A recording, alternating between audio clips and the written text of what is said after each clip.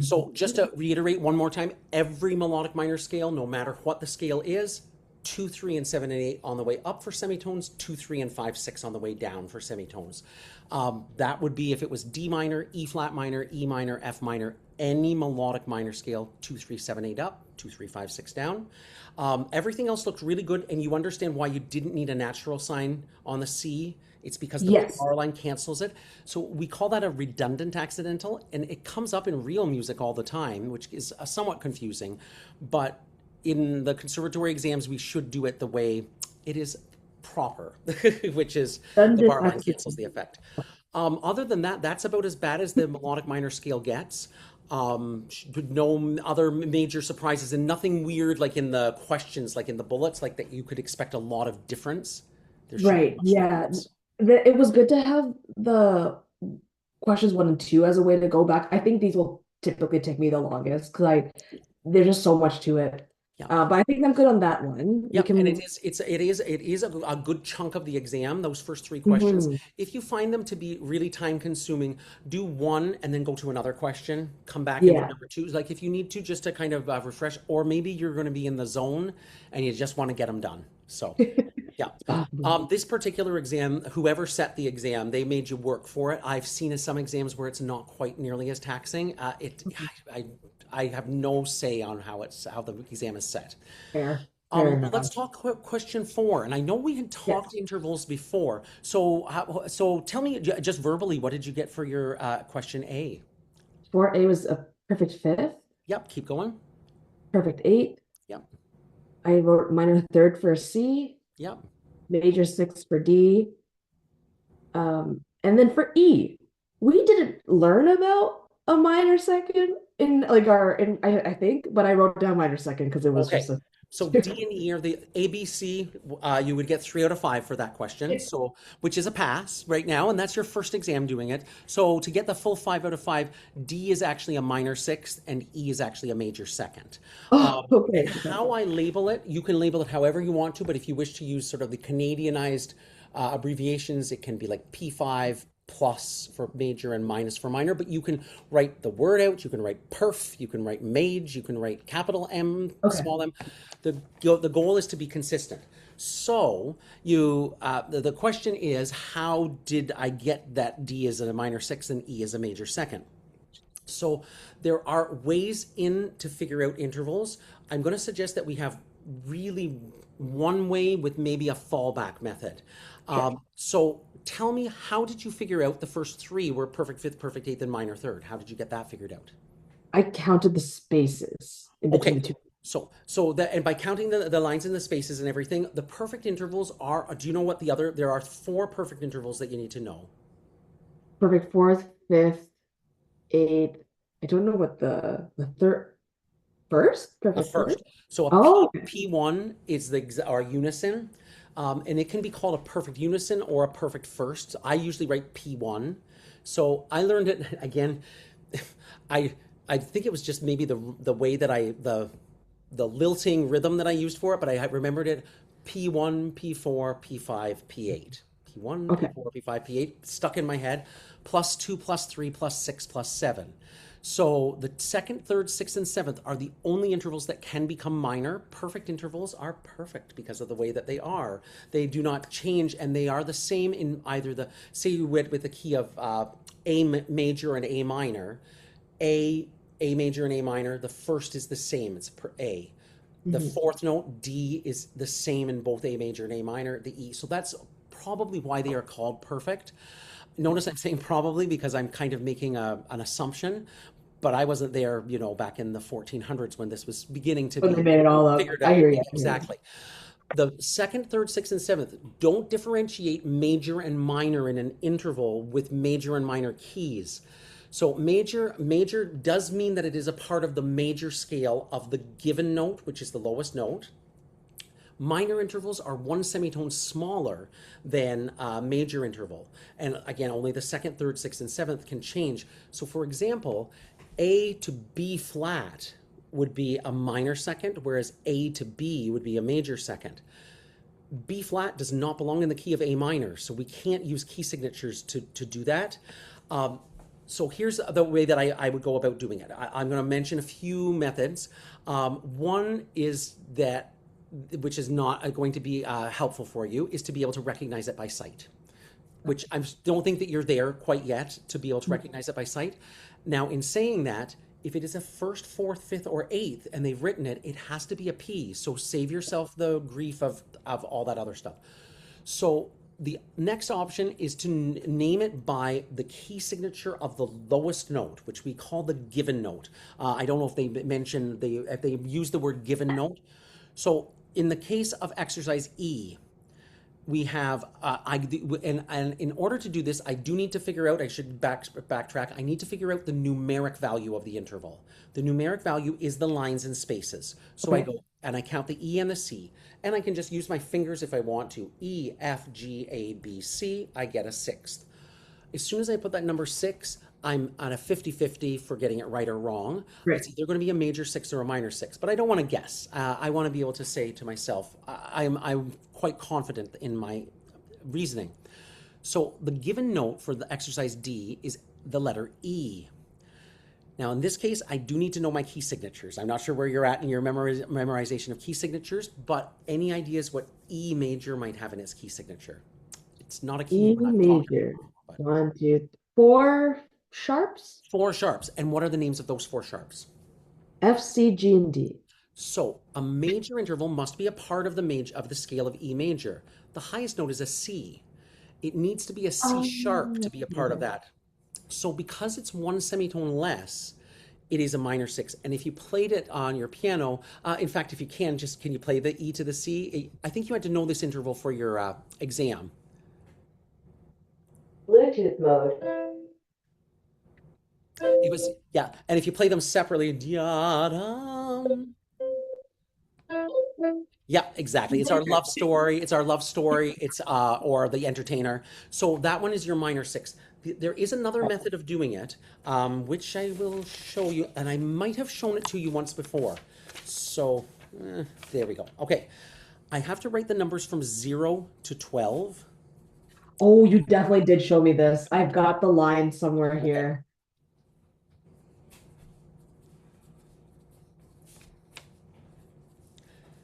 Those numbers represent semitones. So ignore the top one because I ran out of space. But I'm going to suggest that you do this right now because you'll maybe want to be able to do this on the day of your exam. Yep. You may come across one where you just feel stumped, and this is a surefire method as well. You do need to know the names of the intervals between the perfect first and the perfect eighth. So underneath the number 0, I just write P1. Yep. Then, because seconds can be minor or major, it's -2 plus 2 minus 3 plus 3. Under the 5 is a P4 because I've made it up to the fourth. We don't actually have an interval at Theory 1 level that is 6 semitones. It is the one that's called the tritone, and it's also known as an augmented fourth or a diminished fifth. We don't do that at this level. So you can just write, I just write TT, and that number 6 will not be used. I used to do this thing with where I would write the numbers from 0 to 12 and skip the number 6, but then I said to myself, well, if you're going on to Theory 2, you're going to have to know it. It's a given. Lots and lots of popular style music uses the tritone or this augmented fourth and diminished fifth, and we may as well learn it now. So Yep. the one that is 6 is called a tritone simply because there are 3 whole tones. So if you went from C to F sharp, C to D is a whole tone, D to E is a whole tone, E to F sharp is a whole tone, and I'm not going to say anything more on it because we don't need to know it for the exam. So 6, and if you ever get an interval that is 6 semitones, something is wrong. In that either the practice test has made a typo or we're missing something. So moving ahead, number 7 should be a P5. Then -6 plus 6 minus 7 plus 7, and by the time we get to 12, we get a P8. So what we have above the intervals is the amount of semitones that each one is, and then we have the names of the intervals. In order to do that, I need to have a mini keyboard, which is my C, D, E, F, G, A, B, vertical lines between D and E, F, G, and A, and I draw it super fast, just like that. I only draw the 7 letters because if I draw the 8th letter, which a lot of students want to, sometimes they count it twice, and I don't want you to have to count it twice. Oh. Now, we're going to do this for exercise E. So for exercise E, you must figure out the numeric value. Before you go over to the chart and figure it out, you have to go to the numeric value first. So on exercise exercise E, it is a B flat and a C. I'm not even going to worry about the flat for right now. I'm just going to go B, C is a second. So I can put a number 2 there. Once I see that 2, I know it has to be either major or minor. I head over to my mini keyboard. I put my pencil on the B flat, the line for the B flat. That is not a semitone. The semitone is going to be from B flat to B. That's the first semitone. So I go from B flat to B is 1 semitone, and then I jump to C is 2 semitones. With me so far? Yep. Okay, so B flat to B is 1 semitone, B to C is 2, so it's 2 semitones. I look up at my chart, and mine says that 2 semitones is a major second. Therefore, it is a major second. It is a major second. Also can go by the key signature though too, so that I could say B flat major has 2 flats in the key signature, B flat and E flat. So the scale would go B flat, C, D, E flat. Oh, C is a part of the major scale. It's a major second. Those 2 methods are your ways in that should be very helpful, and the more you do them, start to try to like look at them over and say to yourself, F to A flat, well, that is a minor third. I'm going to recognize that. Eventually you'll start to recognize some of the intervals a lot faster than you think, but I don't think you're going to be ready to recognize them on site by next Friday. So Yeah, the key signature method and the semitone method, if in doubt, you have 2 ways to check. But if you're positive what it is, like if there's no doubt in your mind and you're confident that that is a major second, then I wouldn't check both ways. I would either just use the major scale or the sure. semitones. So let's head to question 5 because it's basically the same thing, Yeah. just drawing the intervals. So can you tell me what note you drew for your perfect fourth? So I would have just found the numeric values here, so I might be able to correct some of my questions. Yeah, For A, I wrote a B, but with the given note as D, I can maybe check my work. it's the given note isn't a D. Be careful. Oh, sorry, F. Yeah.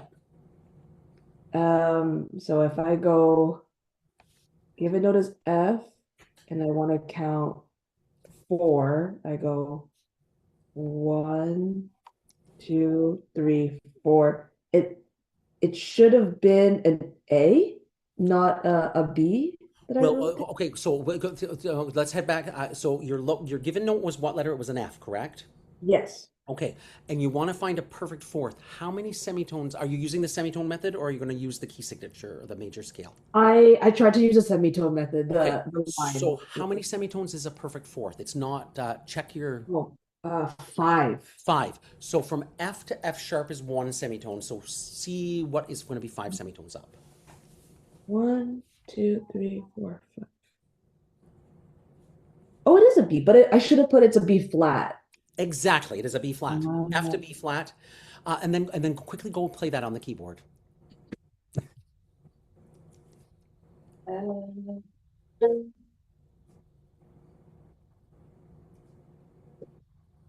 That's major to me. That's okay. And don't worry, I think your original sound, but you don't have to turn it off on because we're just doing theory, so don't worry about it. Yeah, yeah, Okay. yeah. Okay, so let's go on to the minor seventh. So, given note is C. So I let's want. let's deal with the what number have you drawn a note already? I have. What Yeah, note I did you can show draw? you what it is. No, no, just tell me what note you drew. So it was good boys and serve food, always a B. Okay, so this one, let's do it by the key signature method. So, Okay, okay. what is the lowest note again? You've said it, but Given I'm note, asking again. given note is a C. C. What does C major have? So the given note is C major. What does C major have in its key signature? Nothing. So it's asking for a minor seventh. A minor seventh is 1 semitone lower than a major. So is the So it's B, a flat. it is going to be a B flat. Because C to Ah, B is a major seventh, C to B flat, and it's like, I'm probably not on a C, but C. B, C, take on me. It's take the first two notes of take on me. The B flat is C, E, G, B flat. It's your dominant seventh, or there's a place for us Hmm. from West Side Story. So the C to B major seventh, C to B flat is your minor seventh right there. So both methods are a way in. I would think if I was given the given note of C and I was thinking minor seventh, that's a lot of semitones. Like how many semitones is the minor seventh? It was 10. So If which I'm do you think using would the be part. faster? The given note, major scale, semitone lower, or counting 10 semitones? The key I think it signature, would I be think because so. Well, it's interesting knowing that, like, depending on the question, at least there's numerous tools to kind of get in, as you're saying. absolutely. And eventually like you'll find you'll lean more towards one than the other, but there's going to be times the semitone method is going to come in super handy. Let's try the next one. So for your major third, what have you drawn so far on C? An F. An F. So we've got you have the correct, and that's so important. Like if you didn't plot the note on the staff as an F, you could get into trouble by doing the semitone method and then getting the enharmonic difference of that note, Hmm. which might not be a third. So how many semitones? Let's do the semitones for this one. How many semitones is a major third? A major third is 4. And our given note is, Uh, D. all right, four semitones up from D. It. I should have made my F a sharp Yes. because And so if you hadn't plotted your note on the staff and you got to that note, is it possible you might have thought that could be a G flat? totally, Yes. totally. So if you draw a G flat, D, E, F, G, now you've drawn a type of a fourth. It, Yeah. it may sound exactly the same. It's not a major third. Yeah. So you have to plot the note first, then go do the semitones. As well, like you could say to yourself, the bottom note is D. D major has F sharp and C sharp in it. So the major third does have to be an F sharp. Both ways will work. I want you to try to do the last two on your own. So just tell me what you have for your answer for letter D. For D, I put in a G, but Okay. I And want to then for check. letter E, what did you? E would have been an F flat. Okay, so I can tell you actually, just because we want to move, we'll move forward and Oh, we'll yes. probably do more intervals. The exercise D is a G. Oh, So if I go, I'm going to tell you quickly, very fast. Bottom note is A flat, 11 semitones up from A flat. There are only 12 semitones total. So if I go, well, A flat to A flat is the octave. So 11 semitones is a major seventh. It's got to be A flat to G. So I can think that way instead of counting all the semitones up. hey. But I also can say the scale of A flat major has four flats: B, E, A, and D flat. A flat, B flat, C, D flat, E flat, F, G. A flat to G is a major seventh. Now E is not F flat because E and F flat are actually the same note. And that is actually an interval called a diminished first, or sorry, diminished second, which you'll learn later, not in this I'm gonna look vocabulary. it Yeah, up. need to know basis. So there are only two types of seconds, major and minor. Yeah. You did mention to me moments ago what E major had in its key signature for another one. What does E major have in its key signature? F, C, G, and D. Got it. So if it was E to F sharp, it would be a major second, but it's just going to be E to F E would to be your F. yeah, your minor second right there. Okay. And Good. then That's all. we'll probably do another interval question at some point as well. Yes. So let's continue along. That's Um, great. I Thank you believe for going through the line again. no I problem. remember learning that and totally forgot how to use And it. I'm going to just make a note quickly while take a look at your question 6 while I'm going to make some notes on the intervals and send them over to you. So I'm just writing here, major and perfect intervals are a part of the major scale of the given note, i.e. lowest note, i.e. lowest note.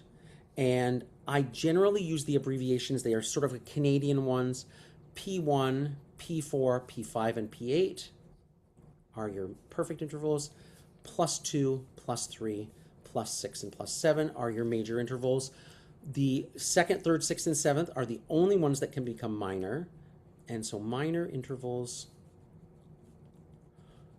and the only way that we do them for right now is one semitone lower than the highest note. So there are other ways to draw minor intervals as well. Like you could change the bottom note and adjust things, Mm, but we don't do that at this level. So it's always going to be think of the major sixth, drop the top note a get down. semitone to the minor sixth there. So one semitone. I'm just going to write ST for semitone. So Mhm. one ST lower on the top note than major intervals. And then you've got and then I'll just write the interval chart you've got, but I'll probably, I might write it again, or I might just use the one that we have there, or I'll call it the semitone method works well with, would you call it an interval chart? Is that what you Yeah, call it? Yeah, we'll call it the interval I chart will call it the and interval mini chart. keyboard and mini keyboard. And then I'm just going to remind you one more time because it happens all the time. Lots and lots of students do not get the numeric value first. You have to get the numeric value, whether you're naming it or whether you're drawing it, especially if you're drawing it. Because if you drew D to G flat, you're out and you've actually worked really hard to get that answer. It's Yeah, if you work really hard to get the answer and then you don't get it, like to me that's worse than not knowing it in some ways. So yeah, uh, for sure, for sure. yeah, so I'll just important, always find the numeric value of the interval first. And I would say numeric value of the interval first. Let me just finish the numeric value of the interval first. Um, I would call it like two-step verification. You have Yes, to I do the like two that it's broken steps. down. You Yeah, have to do the two steps, and the two steps will give you a much better chance of getting it right. And in the long run, it actually is easier and saves you time. And like I say, before you know it, I, again, I've been doing this for 40 plus years, so I should recognize the intervals, but you will get to a point where you're going to be recognizing the intervals too. So like you'll see they just come up again and again and again. So kind of keep your eye out for them in real life, like in your piano pieces, hmm, singing hmm. pieces, other theory. F to A flat is always going to be a minor third. Like it's just, there's no other answer How it for it. is. Exactly. So question 6 is a different type of intervals in this case, where this one we're doing some stuff that we had done in the workbook before. And so we have a number of choices: chromatic semitones, diatonic semitones, whole tones, and enharmonics. I'm going to just quickly ask before you give me the answers that you got. Do you have any questions about those labels or what they are? I continue to just seek clarification about the difference between a diatonic semitone and an enharmonic semitone. Okay. And I am, So yeah. enharmonic is not a semitone. Okay, that's all I needed. Yeah, That's perfect. yeah. I'm like, great. So the two types of semitone are chromatic and diatonic. What is a chromatic semitone? Well, how would you define it? Chromatic semitones have the same name, but one is colored by like an accidental of Absolutely. Diatonic semitone. two different names, two notes, two notes. That's all I've got. Two And, diatonic, two names. and diatonic means to go in alphabetical order, so they must be letters that Alphabetical. are side by side as well. What about a whole tone? Uh, two semitones together. Absolutely. And they are also diatonic in meaning that they must move in alphabetical order. So we can't say like F sharp and A flat are a whole tone. Even Okay. though they may sound like a whole tone, F sharp to G sharp is a whole tone. F sharp to A flat is called a diminished third. It has a completely different name. Yeah, it has a completely different name. Yeah, yeah, I know. So, look, taking a look at which one do you think? And then the enharmonic, just to remind me what the enharmonic note is. They are not a semitone, but they are two notes with different names but have the same sound. Absolutely. So when you look at A, B, C, D, E, and F, is there any one particular interval that you think is the easiest to find? I have one that I find that's really easy. I did it and then I was like, wait. it has these things. I should know. It's B as the chromatic semitone. Absolutely. And if I don't know if you recall in the book, like the workbook, they actually said that the chromatic was the most difficult. If you read back on the notes, and I was just like, but no, it's the easiest. It's the only one that uses the same letter name. Like I think it's a Agreed. no-brainer. So Agreed. I can hone in and fast do B is a CS.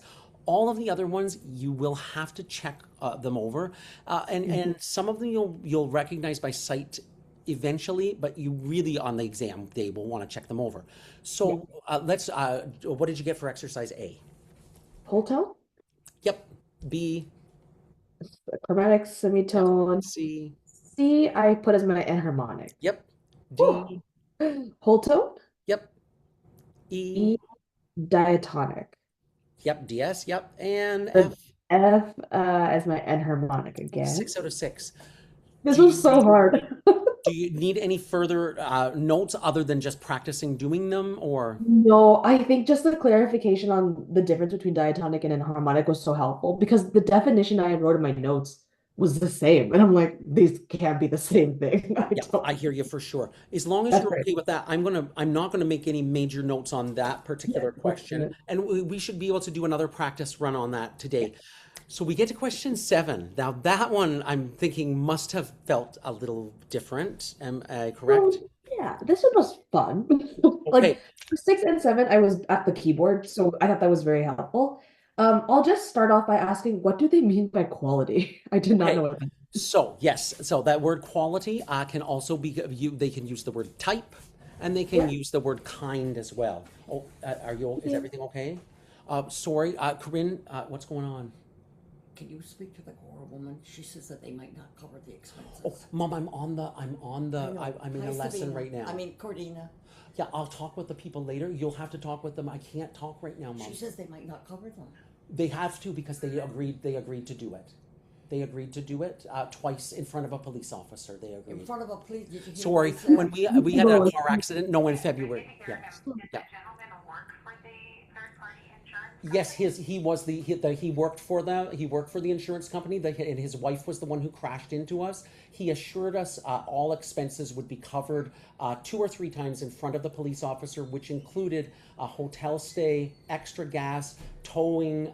We had to sit in the car for 7 hours in the cold. I didn't like that. There are a lot, and they expected. In fact, his own insurance company called us to see if we had medical expenses, and we didn't. Okay. So they assured us that all those expenses, and I kept the receipts as they, and in fact, they wanted them kept as well. So I have, and I still have the receipts as well. Okay, thanks, I gotta Michael. go. Yeah. All right.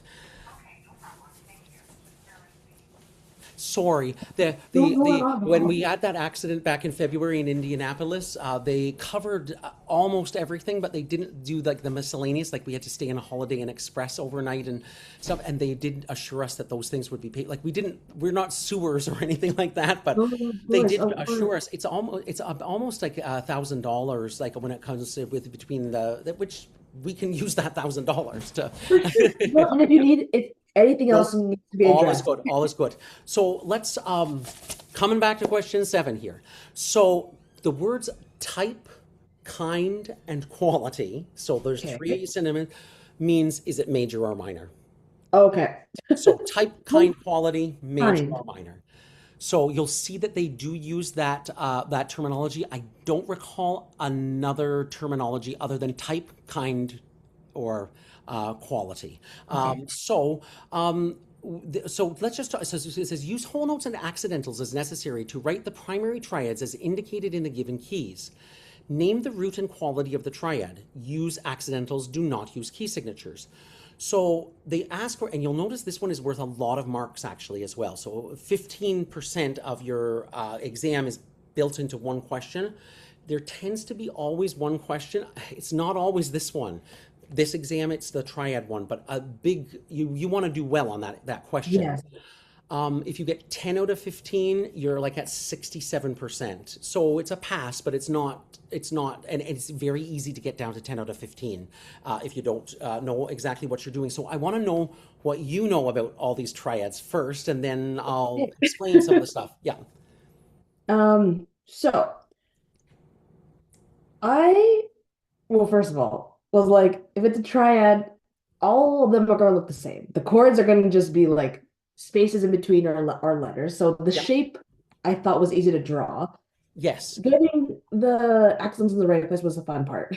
So Yes. for C minor, I put the root as C sharp because the root in my head is the first. It's the first note, and they said it was a primary triad. So I'm like, we're not inverting anything.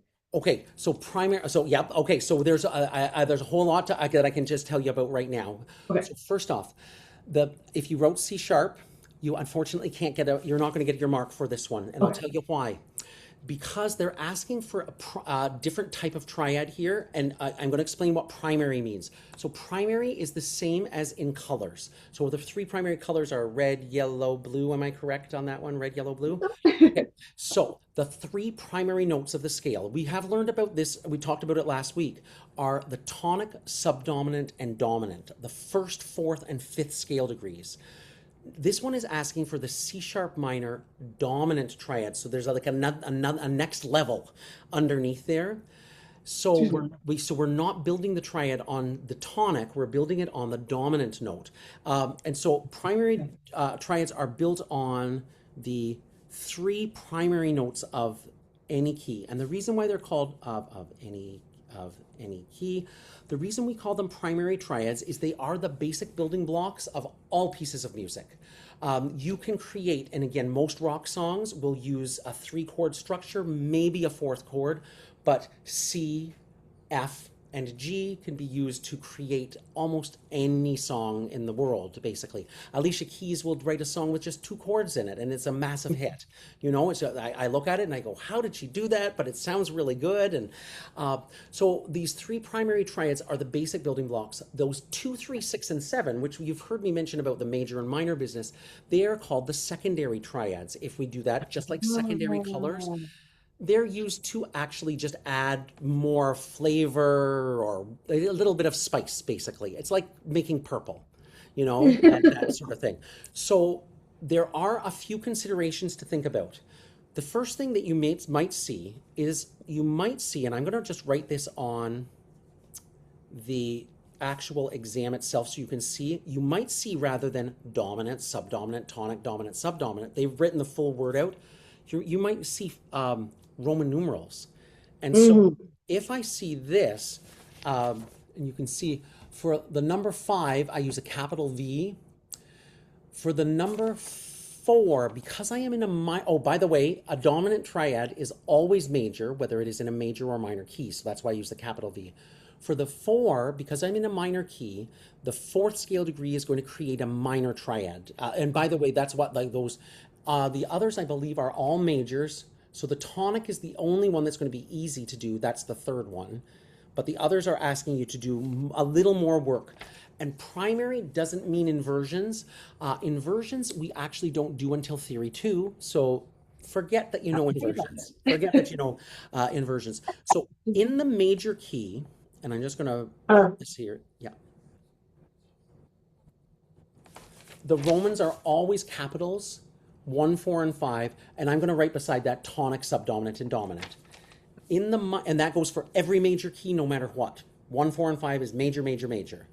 In the minor key, the tonic chord is marked with a small I, okay. subdominant a small IV, but the dominant is always major, and so it is labeled with a capital V, hopefully. Yeah, and that is again written in stone. You will be expected if they want a Roman numeral, and I don't think they ask for the Roman numeral, but they will in other exams. If they ask for a Roman numeral, if it's a minor chord, you have to use the small letter. If it's a major chord, you have to use the capital letter. It's just the way, if you were doing theory in 1986, like me, when I was doing it, we did not do, all Roman numerals were just Roman numerals. There was capital and small, but in the, um, in the minor key, I think it was 1997. I remember the year I was just like, I have to do that. Smalls Right. for, yeah, exactly. Theory evolves. There you go. Okay, so I'm going to give you some examples and I'm just going to use C major and A minor as our examples because they're easy keys to deal with. So the tonic triad of C major would be, can you tell me what those letters would be for the tonic triad of C major? C E and G. Absolutely. So go, in fact, head over to your piano right now, and can you put your original sound on so I can hear it too? You bet. Awesome. Sorry about my rolling. Yeah. There's definitely a more graceful way to travel between I'm all okay these. with that, Corinne. Okay. C. Bluetooth mode. Is this Now, four. 4? Yeah, subdominant. Yeah. So I need to find, like, this is the fourth of C, I and then believe, I get chord out of yeah, that? and then find the triad. Yeah. And five. And play one, four, and five in a rhythm that sounds like a pop song. Yeah, you can hear it in there for sure. Ah, that sounds like La Bamba. Yeah, it does, big time. Ba la la la la la bamba. Exactly. Now Oh, for that's what they mean. Yeah, I did not answer this question properly. no worries at all. It's a bit of a beast at first, but it's really easy once you get it going. It is there's again a lot of concept to go over. Now if we go with the key of A minor, one for A minor would be what letters? You can head back over if you want to. I'm gonna go over. Yeah, One is A minor. yeah, A. and play the triad there. Yeah, A minor? yeah, yes. Now for number four, now we know A minor has no sharps or flats, so number four. Now here's where things get a little dicey. On the chord five, it should be E, G, and B, but we created the harmonic minor scale to create harmony, and when we build triads, we're building harmonies. Make the middle note a G sharp. Why might I make the G sharp in A minor? I think a harmonic minor scale. So Why might that make it? yeah, would be like in the harmonic minor scale. It's that. What's the special thing we do to Oh, the it's a raised 7. raised seventh? So the raised seventh, A, B, C, D, E, F, G sharp, or you can go A, G sharp, or in these triads, since we're using root position only, the dominant triad of a minor key. I would like you to write this down somewhere on the question or somewhere. Yes. The dominant triad of a minor key always has the middle note raised by a semitone with an accidental. You don't have to write it the way I wrote it down or said it, but the dominant triad of a minor key always has the middle note raised by a semitone with an accidental, and it's because it's the raised seventh. Okay. So Okay. it will only occur if you do a dominant triad of a major key. There's no raised sevenths there. It's only the dominant, and that raised seventh only occurs on the dominant triad. It does not occur on the tonic or subdominant.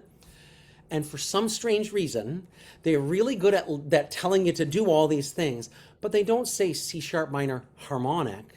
It's an unwritten rule that we are supposed to know. And the only reason I am transferring this wonderful knowledge onto you is because I had to learn it this way too. We just have to assume it's harmonic minor, and the raised seventh of the dominant triad is raised with a sharp, or if they say the middle note was a flat, it would get raised with a natural sign. Okay. So we're armed with that knowledge. So I'm just going to make a couple of notes. Dominant triad is always major, whether it's in a major key or a minor key, whether major key or minor. And in the minor key, raise the middle note, and I'm just going to use the Roman numeral of 5, so I'll put the of V with an accidental because it is the raised seventh. Is it enough if I just write raised seventh? I don't need to write harmonic minor. You're okay with that? Oh yes, sorry. Okay, Absolutely. so in minor key, raise middle, it sounds like I'm like baby talking, but in minor key, raise the middle note of 5 with an accidental because it is the raised seventh. I am going to add of the harmonic minor scale. Okay, with all that in mind, I think we should be armed with being able to get through this question relatively well and unscathed. So, it's C sharp minor, dominant triad. What note should we start the triad on. Don't worry about any sharps or anything for right now. We'll just get the letter names. And you are right, when you C. draw the triad, it should look like a snowman. Yeah, what letter? C. C is the tonic note. We have to Oh, get to the sorry. dominant. G. G, absolutely. So we draw the G, and then what are the other two notes of the triad? So we've got B Yep. and what is it? D. And it should look something like what I've drawn right there. And Perfect. I always start with nothing, with no Yes. Okay. accidentals or anything. Now, do you remember or do you know what C sharp minor has in its key signature? C sharp minor. I don't know. I have no idea. So it's not one that we've ever talked out before. Okay. But let's think back. There was a way of figuring out the key signatures. You can do with your father Charles, but My line. do you know how to figure out the relative major? Okay. So the relative, well, from the major, the relative minor equivalent is we start on the A. You actually have to go up three. Okay. So if I'm thinking C sharp minor. If C Straight sharp up. minor, go up three semitones from C sharp, and that Okay. gives you the major key. D, E sharp, E, E, E, and you did tell me what E major had its key signature twice today already. four sharps. Four sharps, which are. F, C, G, and D. So now I look at my triad. I have a G as my lowest note. It gets a sharp. And I have a Oh. D as the highest note. It gets a sharp. When the sharps are close together, I stagger the accidentals so they're not like lined up Okay. one on top of the other. We're not done yet. They asked you to do the dominant triad of a minor key. The middle note of that triad is the raised seventh of the harmonic minor scale. So what do I need to do with the middle note? It's a B right now. I gotta make it a sharp. And so you have like all three notes are sharped. So when And I write it, oh sorry, yeah, go ahead. just wanting to clarify with the staggered accidentals, should I write it the way I'm writing it in a key signature, for example? It does not matter as long as they're Okay. staggered. There isn't Okay. any hard or fast rule. Just make it as neat as you can. Okay. Mine, I can tell it's on all three of the notes. I think I drew my sharps a little further away than I might have needed to necessarily, but it's doable. And we're still not done. Like you've already done a ton of work to get this triad. Ooh. The root of the triad is the lowest note of the triad that you drew. So what was that lowest note Oh, again? okay. That would be a G sharp. And I can confidently write G sharp. If you wrote G, you're not even going to get halvesies. It's got to be G sharp. Okay. Now, the quality. This should be, again, a quick fix for you as well for naming it. You don't even have to think about it. The Yeah. dominant triad is always a major. Mhm. Always a major. So I can put a plus sign. I can write capital M-A-J. I can write major. I can write capital M. I'm all about the plus. So Okay. with that in mind and saying that it's worth 15%, all that work Ooh. was for 3 marks. I now get why it's such a big question because when Oh, I it's approached it, I did not approach it this it's way. now you're somewhat safe for the next couple, but I see exercise D is asking for the dominant triad of a minor key again. So Mhm. that one is going to be a little bit extra work. But let's continue in order. So let's go to exercise B. So Sorry, Michael, before we move on to B, can you just repeat that rule again about dominance and minor keys? the Yeah, sorry. dominant triad in a minor key is always major. It's always major. And the reason being is that we use the raised seventh of the harmonic minor key. It does make sense because harmonic minor was created to make harmony. And when you look at that triad, like that triad is like 3-part harmony. You could have, you Okay. could say the lowest is bass, the middle is the tenor, and the next note higher is the soprano or something like that. So it Okay. is 3-part harmony. As you know, the harmonic minor scale probably has the best sound of all because it has that pull. It has la Mhm. da da da da da da da da da da da. It does have the best sound. Like the melodic minor, la la la la la la la la. It's not as exciting. It doesn't. Okay. It's good, but it's not as exciting as the harmonic minor. Understood. And you Okay. will only have to deal with that in the dominant triad of a minor key. So Dominant. we'll hopefully come across any other possible permutations or variations. Let's go on to exercise B. Okay. So the So, key is what? okay. So subdominant of a B scale. B minor. And I Yep. just count with my fingers. B, C, just count up to the fourth note. Okay. So just, yeah. B, C, D, E. E. There we go. I can write E as my lowest note of my triad and then build my triad up. So as you're drawing the triad, what letters do you get? E, G, and B. Awesome. Do you know what B So minor has in its key signature? B minor.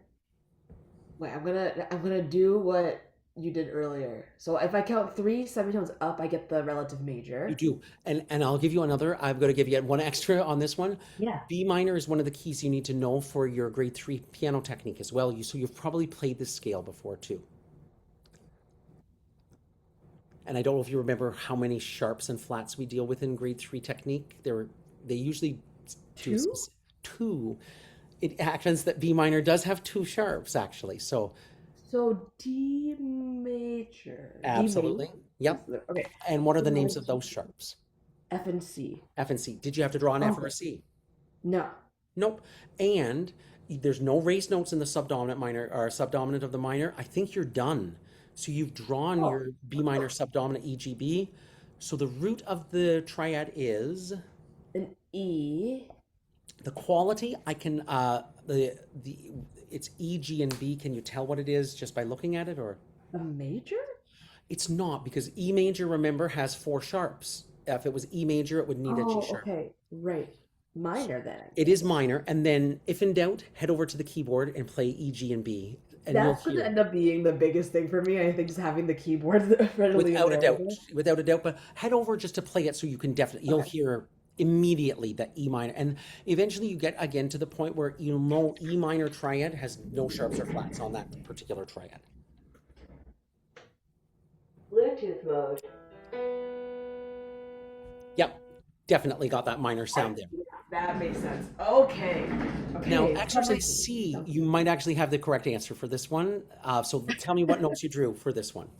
Okay, well, yeah, because it's a tonic, Yeah, I started my snowman on A flat and then put in my C and then put in my E flat. got it. I Root. don't know how I knew to make the E flat, but I put it in. Okay, and is your keyboards, can you head back over and just play that triad as well?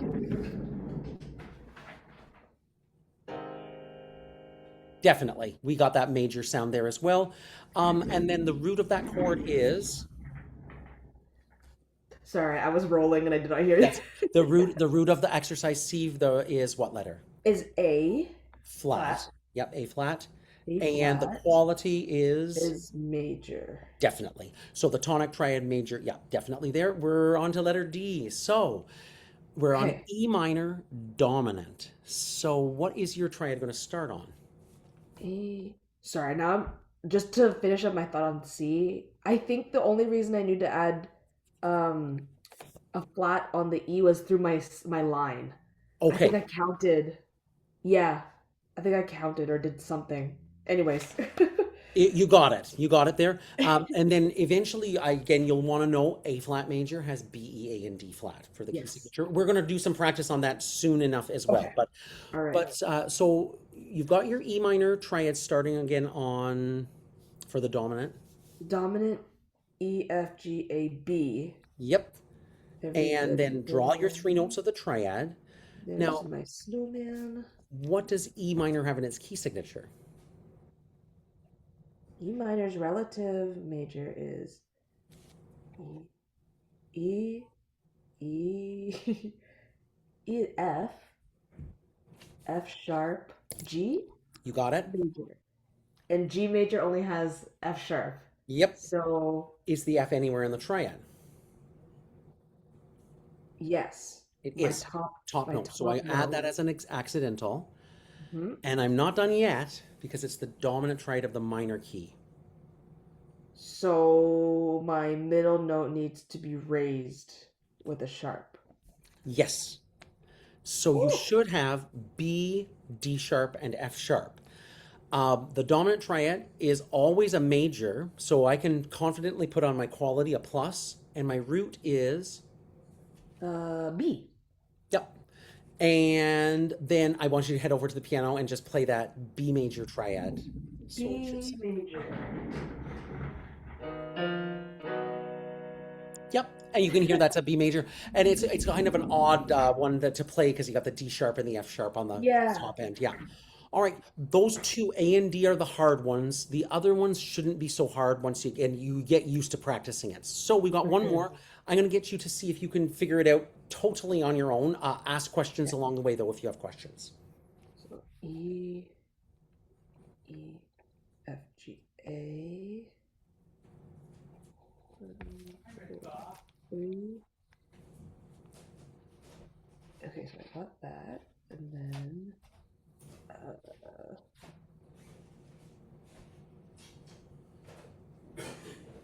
major.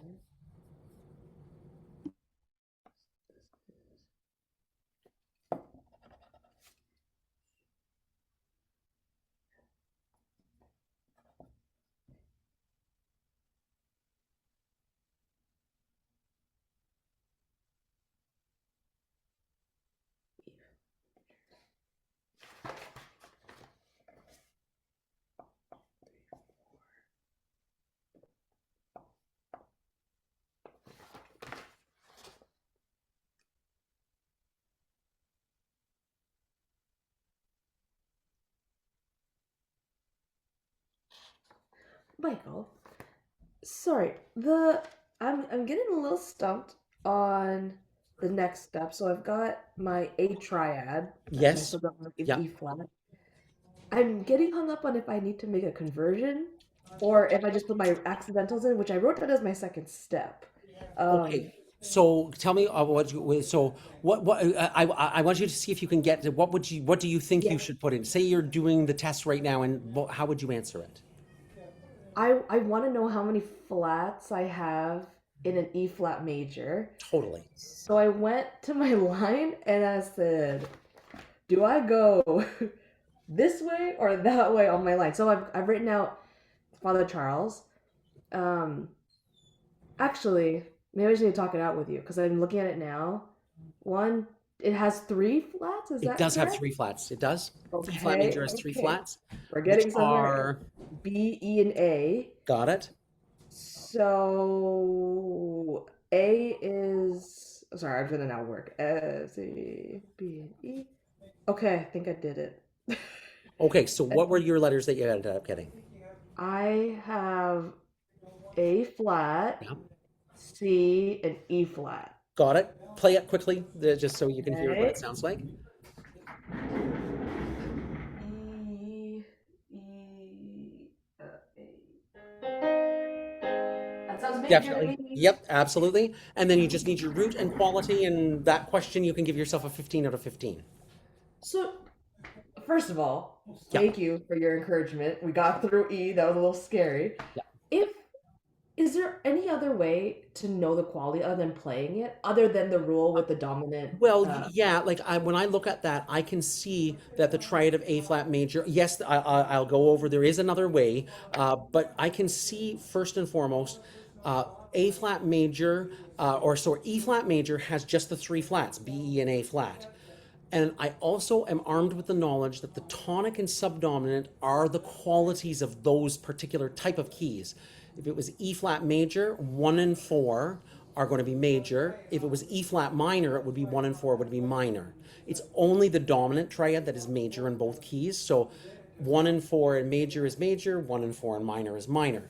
They're dictated by their key signatures, how they are. But if you really wanted to dig in, the triad is built on two types of intervals. We have from the Mm, root to the middle note. In a major triad, the root to the middle note is a major third, and the middle note to the highest note is a minor third. So it's a major third stacked with a minor third. A minor yes, triad is the exact opposite. It's a minor third stacked with a major third. Do you remember how in singing did I ever get you to find some triads, like find a F major triad and make it into an F minor? Did I ever get you to I do that? think so. Because I, in my head, I always remember major is 4/3. Like Yep. 4 semitones and then 3 semitones, And and then minor the is three reverse of the four. minor. Minor's three Ah, three four. okay. So that Okay. can be another fail safe, but you should be okay with that. And like I say, the best way to do it is practice. So we'll do some more practice Yeah. on that as well. Let's look at question 8 as well, and then I want to take a little key signature slash terms breather for a second, which won't be any breather Okay, for you, let's but do it. that'll change things. So question Let's do 8 it. says add 2 bars to complete the following melody and name the key. So, melody writing, there are some considerations to make, and this particular one, I don't think they did a good job with it because usually what they do is they give you what's called the question, which is what they write, and then you write the answer. That's the answer. They're supposed to write 2 bars, and you're supposed to write 2 bars. Did they write 2 bars here? No. They did not. They wrote 4 bars. So something's off with this particular question, but we can still manage. So I'm going to go over the steps that I would go over to write a Okay. melody, and then I can go over your answer as well. The first thing I Perfect. need to know is I need to know my key.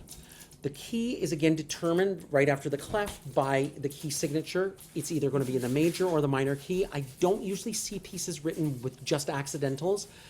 Accidentals in a melody can be just that, simply accidentals, or they very likely are the raised seventh of the minor key as well. Mhm. So I notice this one has a key signature of no sharps or flats. I'm thinking C major or A minor. I look at my starting note. The starting note is usually the tonic or home note. If it's a C, I would probably say it's C major. If it's an A, I'll probably say it's A minor. And the G is sharp right away. So ya-da-dum, ya-da-dum, ya-da-da-da-da-dum. It's definitely very dark sounding. I can confidently say my key is A minor. And this is worth 4 marks. You're going to get 1 out of 4 just for naming the key. Mhm. Um, and I use a small a and a minus sign for my naming of the key, minor key there. That's imperative that I get that because I want to finish my piece on the tonic note. And you can also do this question really fast as well. So the next thing that I will do is they've given you a whole line of music here.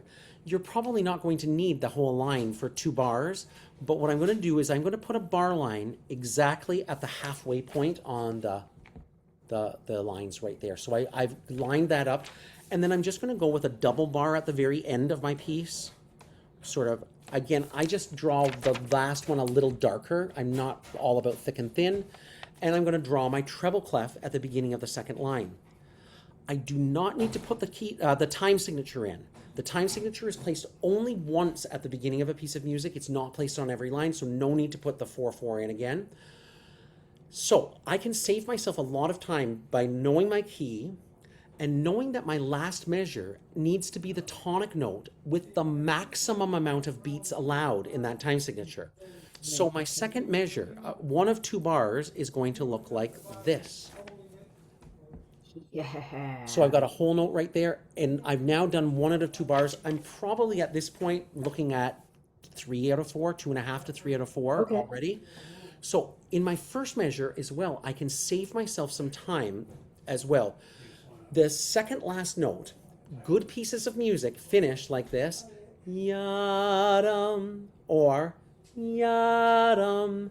Our way to get to the tonic is to go leading note to tonic, 7th degree to the tonic, or second scale degree to the tonic. So in the key of A minor, my second last note, I want either to be a G sharp or a B. I have to put it as a G sharp because I'm using harmonic minor because they used harmonic minor in the first bar.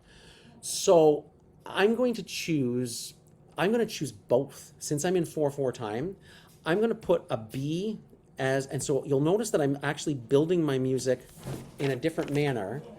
I put a B as my right there, and then, and that's my beat 4. I'm going to put the G sharp on beat 3. And at this point, you'll notice that I've actually drawn my melody totally backwards. And now, at my beginning, I noticed the first bar went quarter, quarter, half, quarter, quarter, half, then a whole bunch of quarters and eighths. So I've written 2 quarters. What if I put a half note as just the tonic note? So I'm kind of writing the same rhythm as I did on the first line, but making it a little bit different. I'm reversing the order, so a half note and 2/4 versus 2/4 and a half. So I've actually made it a slightly more interesting rhythm, but not too much difference. And I'm going to get you to come over to the piano with me right now. So to go over the melody writing aspect of the exam, you want to be able to. We're not writing a masterpiece. All right, we're writing just something that sounds good. Like that's basically, they want to know that you know how to write notes, that you know what generally sounds good in a piece of music. And I kid you not, how many rock songs and pop songs, like I'm thinking again, K-pop songs, will you listen to that actually do have a similar sound in many ways, you know? And they finish because when something works, like have you heard of the composer Max Martin? He Yeah. Yeah, he wrote tons and tons and tons of hits for all kinds of people, and that musical called And Juliet is based on his songs, Oh, and he knows the formula works every single time, and it usually garners a huge.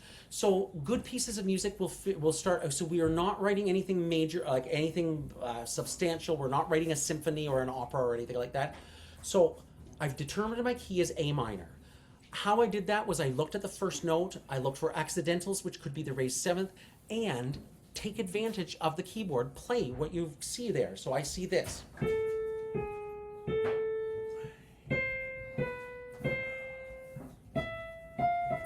Definitely, it's pretty. And now here's my melody. It just finishes it off. And if I added chords,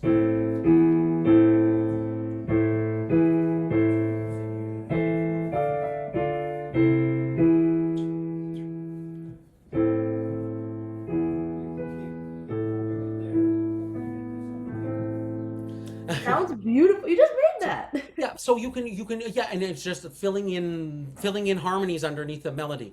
But that is my melody right there. Simple, simple, keep it simple. And I know I will full on get my 4% right there for that. So tell me what you were thinking when you wrote that melody, because we've never done anything like that before, Yeah. so I would look at. I'll just tell you before I go over that.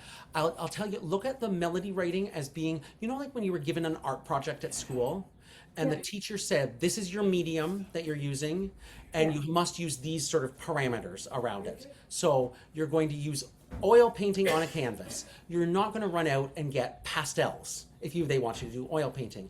Or if you're doing clay pottery, you're not going to be going and getting the those crayons, like pencils. You know what I'm talking about. I got you. Charcoal things, whatever. Yeah. I got you. I got you. So your medium, your parameters are that you want the last. So when you're given two measures, you want your last note to be the tonic note with the maximum amount of beats allowed in the time signature. You want your second last note to be the either one note above or one note below the tonic, or a combination of both if you want that. But it's a written in stone almost kind of thing. And then for the other part of my melody, which I'm now like, I only needed two beats because I used the one higher and the one lower than the tonic. I go back to and look at what was written. I don't want to, if I say I wrote that, they write that, they write their first line of melody. On my second line, it wouldn't make sense if I drew it all in triplets. If I drew like Right. 8 sets of triplets, the music wouldn't fit together. So we need to have something that is sort of cohesive. That's why theirs is not a good example in this exam. They should have just written ya-da-dum, ya-da-dum, ya-da-da-dum. You get a question and an answer. They should be of equal length, but they made a boo-boo on this particular one. Now I want to know what your approach was though in figuring out the melody. Well, I appreciate the go through because I did not answer that question at all. When I read add two bars, all I thought of was the bar line. Okay. I did not get the question at all. But seeing it now, obviously that staff was there for a reason. I just didn't fill it in. And so I guess for the next practice test that I do, my question is with the melody writing, like I could really do whatever I want within reason Yes. of like these But general don't. music writing these music writing rules and what they've provided before. And I say don't, and I'll tell you why. You want to be able to do this question in 2 minutes, 3 minutes tops. Okay. Okay. Yeah. So your triad question, would you say that question 7 is probably going to take you a bit of time as well? For sure. Yes.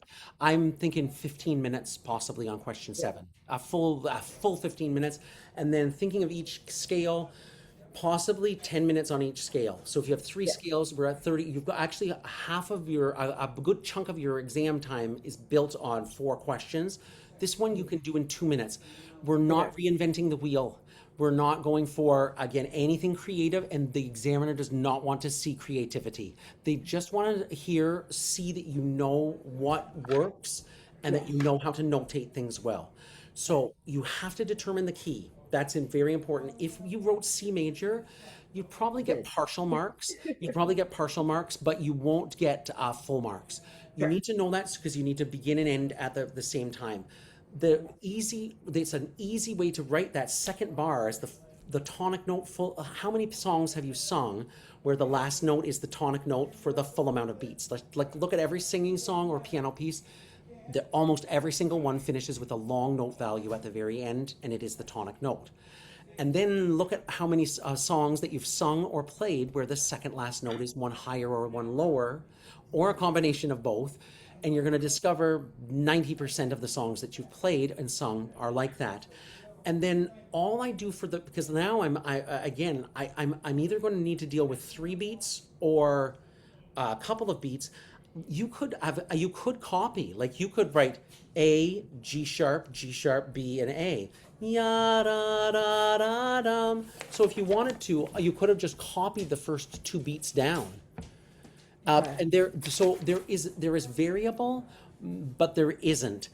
Right. Okay. Usually, Makes sense. most good pieces of music contain 2 or 3 ideas max. Once you start getting more than 2 or 3 ideas, it becomes too convoluted Mhm. for us and then you're actually writing more than one piece of music, is the way I look at it. You've got a few pieces of music in one.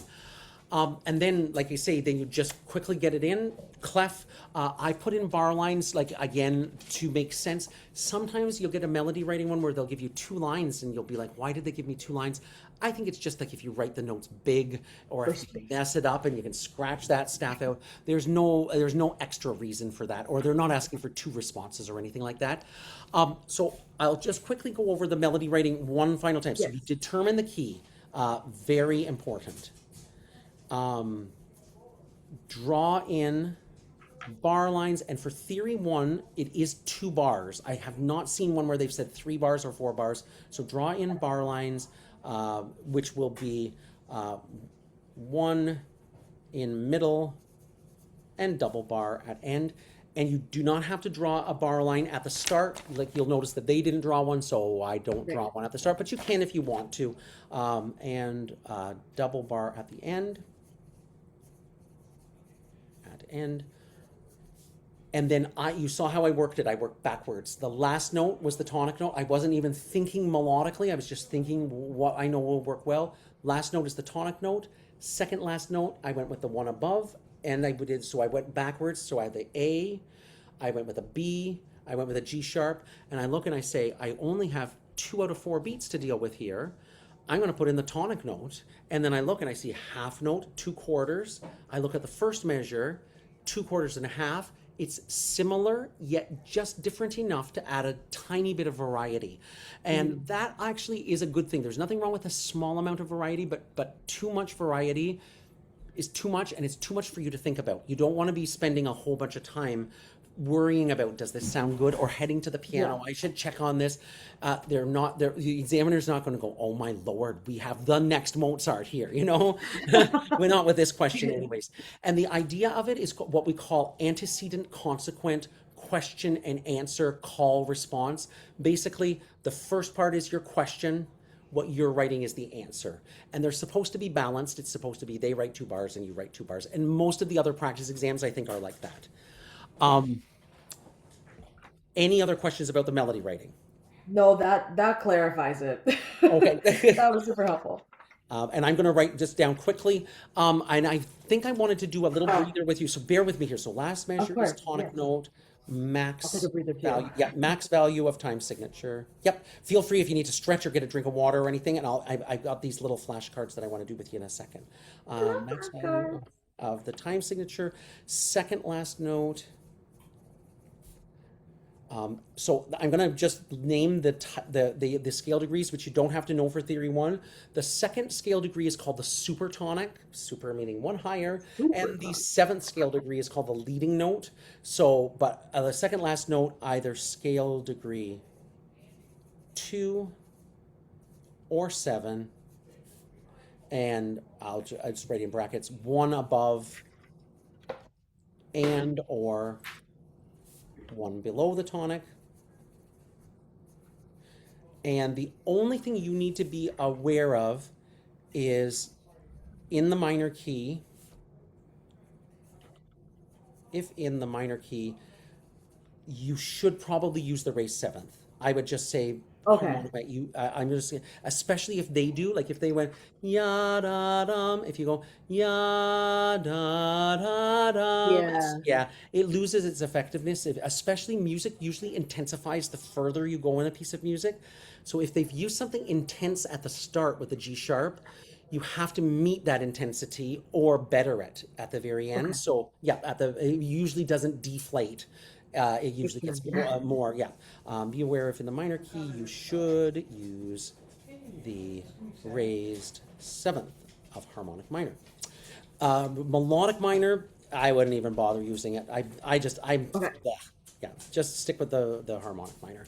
Okay, so my flashcards, I've got to find where I put them. I think the last time I used them were with Lizzie and Keenan, and I think I might have put them in a box. That's a nice one. Yeah. Very nice. I have them out. What do I have here? Those are not flashcards. Okay. The last time I looked for the flashcards, they were up here.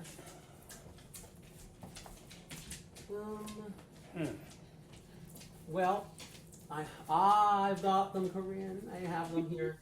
Yay. Okay. So these flashcards are terms and key signature flashcards. And they can be good ways of practicing, just for you to memorize your key signatures and time signatures, key signatures and terms. I'm going to go with the key signature ones first, and then the terms are in another set. So the way I have it, I have two bags here, similar to the technical envelope here. I believe I am working my way over to letter B. So these key signature flashcards contain all the key signatures from 0 to 7. So normally I would say if it passes 4 sharps or 4 flats, I would say you can try it if you want to as a bonus, and it's a good challenge. But if you wish to just pass on it and just do just the up to 4, I'm fine with that as well.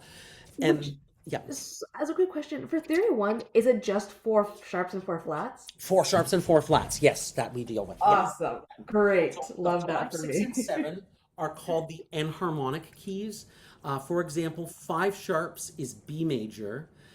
B major is also the same as C flat major, which has 7 flats. So, and then the next one would be F sharp major, would have 6 sharps. F sharp major and G flat major have 6 flats. They're enharmonic. And then the one with 7 sharps is actually back to the letter C again. So we have C sharp major has 7 sharps. That's the maximum. We can't have 8. So C sharp major has 7, but C sharp is also the same as D flat, and D flat major has 5 flats. So they're called enharmonic keys, and they're just, for whatever reason, saved for theory 2. And we're going to make this into a small bit of a game here. Yay. So it's Corrine against Michael. Okay. And the goal is, so here's how the game works. You can name, when you see the key signature, either the major key or the minor key. If you answer both, you do get a bonus mark though. So that's a way to get a bonus. If you get a key signature that has 5, 6, or 7 sharps or flats, you can try for it. Oh, by the way, if you get the key signature wrong, I get the point. Okay, so that's how it works. But if you get a key signature that has 5, 6, or 7 sharps to it, you can try for it and you will get double the points for it by naming either the major or minor key. I cannot take take points away for 5, 6, or 7. So that's up to you to decide. So the way it will work is I think we'll do 10. And 4, 5, 6, 7. Oh, it'll be just 7, 8, 9. Oh my goodness, there's exactly 10. That finishes off the this particular. Okay, so some of them have a key signature. Some of them have just the name, and if it has the name, you would name how many flats they are or sharps, and what the names of those flats or sharps are as well. Okay, and are you ready to go? I think so. Let's Okay. do it. So what is that key signature, major or minor? And you can Yeah. take time, and you can definitely Okay. write, make good educated guesses or tries for this. So yeah, but you do get one guess only. Major or I'm minor gonna key? say it's a major, D major. D major. And did you want to try for the minor for an extra point? Um, that would be me getting the relative minor. Yes, and you've already got a point, so I won't take it away from you. But if you wanted to try the relative minor, Hmm. Oh boy. A, B, C, D, E, D.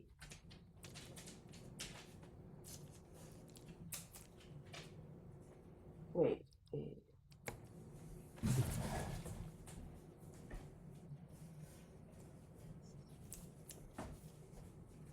B? it is not. It's B minor. It's B B minor for that minor. one. But you're B okay. minor. You got your point, and I'm just popping a sticker on here because that will be okay. So B minor is the answer. D major and B minor. But you got 1 point already, and I didn't take anything away from you for that. That was like a bonus.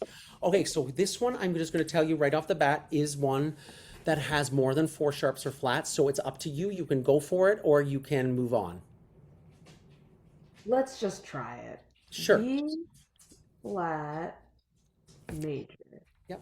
How would I even go And, about and this? FYI, D flat major and B flat minor are relative major and minor, so they will share the same key signature. B. So, yep, D flat major. So, just so you know when you see the two of them there. Does it have 5 flats? It does have 5 flats, and you now have to name the 5 flats to get and you get 2 points, though. B, E, A, D, and I'm gonna guess G. Battle ends and down goes. You got it. So, Okay. 3, Corrine, and 0, Michael. Okay, next one is coming on your way here.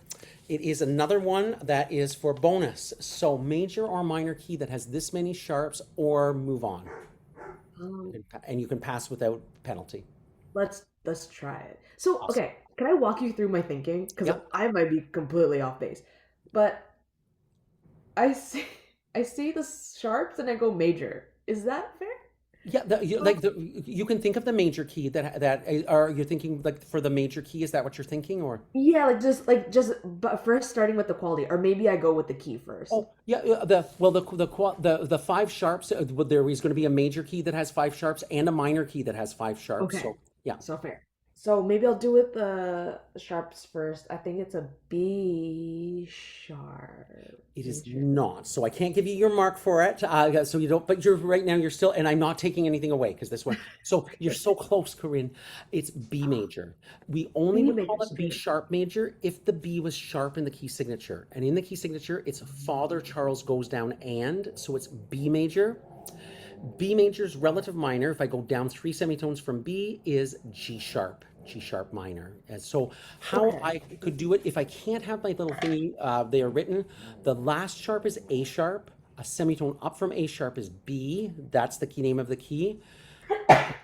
And the relative minor is 2 sharps back on the key signature. So like the A sharp is here.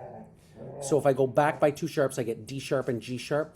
That's the relative minor would be G sharp minor there. So I can do it that way, or the 3 semitones. Or eventually get to the point where you have memorized. And I'm holding the card here, Corinne.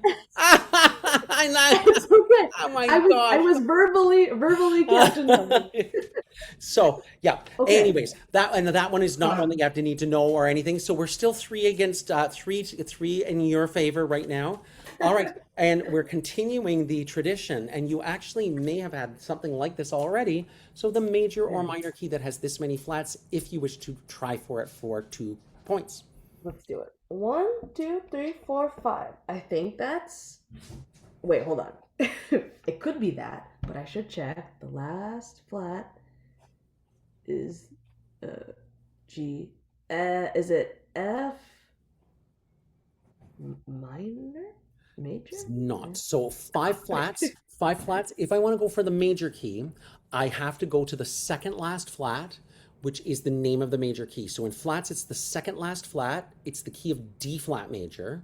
Okay. And if I go again back 2 flats from that D flat, I get the B flat, which is at the beginning of the key signature. It's B, so D flat major. So second last flat is the The name. yes, and then I have to go. No, I have to go back to 3. I have to go back to 3. So I have to go from the E flat to the A flat. I would just say D flat major, just Okay. D flat major, and then 3 semitones down from D flat is B flat. B Okay. flat. Like I'm this is super helpful because I'm very familiar with the order of sharps and flats. That's very familiar to me. But when I need to add in the flat or the sharp to the key is what confuses me because I got the D as the Yeah. amount of flats, but whether or not it was a D flat or a D sharp or what have you was the So confusion part. we only add the sharp or the flat if the note is sharp or flat in the key signature. So B major is just B major because it has Father Charles goes down and there's the B is that you would play a B in the scale. F sharp major has to be called F sharp major because it has 6 sharps: F sharp, C sharp, G sharp, D sharp, A sharp, and E sharp.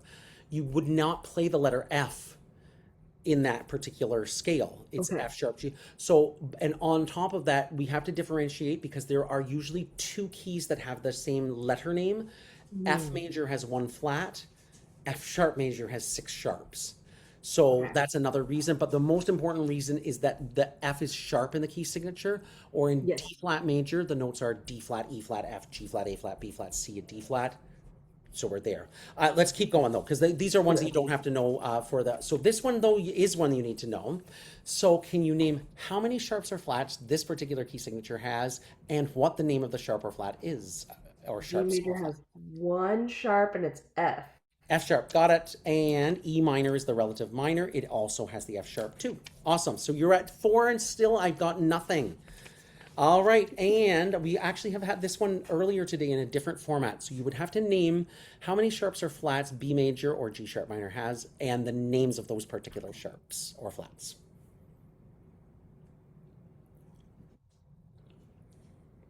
Are there five sharps which in B major? are. Father Charles goes down. F, C, G, D, and A. You got it, and you just got yourself 2 points. So you're now. I don't think there's much hope for me at this point. So you're winning. There are still 4 to go. So I guess I'd have to do really well. No, I cannot win. So you've already beat me. So Oh let's my see if we can goodness. get you to 10 points though. This is one Okay. you do need to know for your key signatures as well. So the major key and or minor key, whichever one you want to go for the name of the key.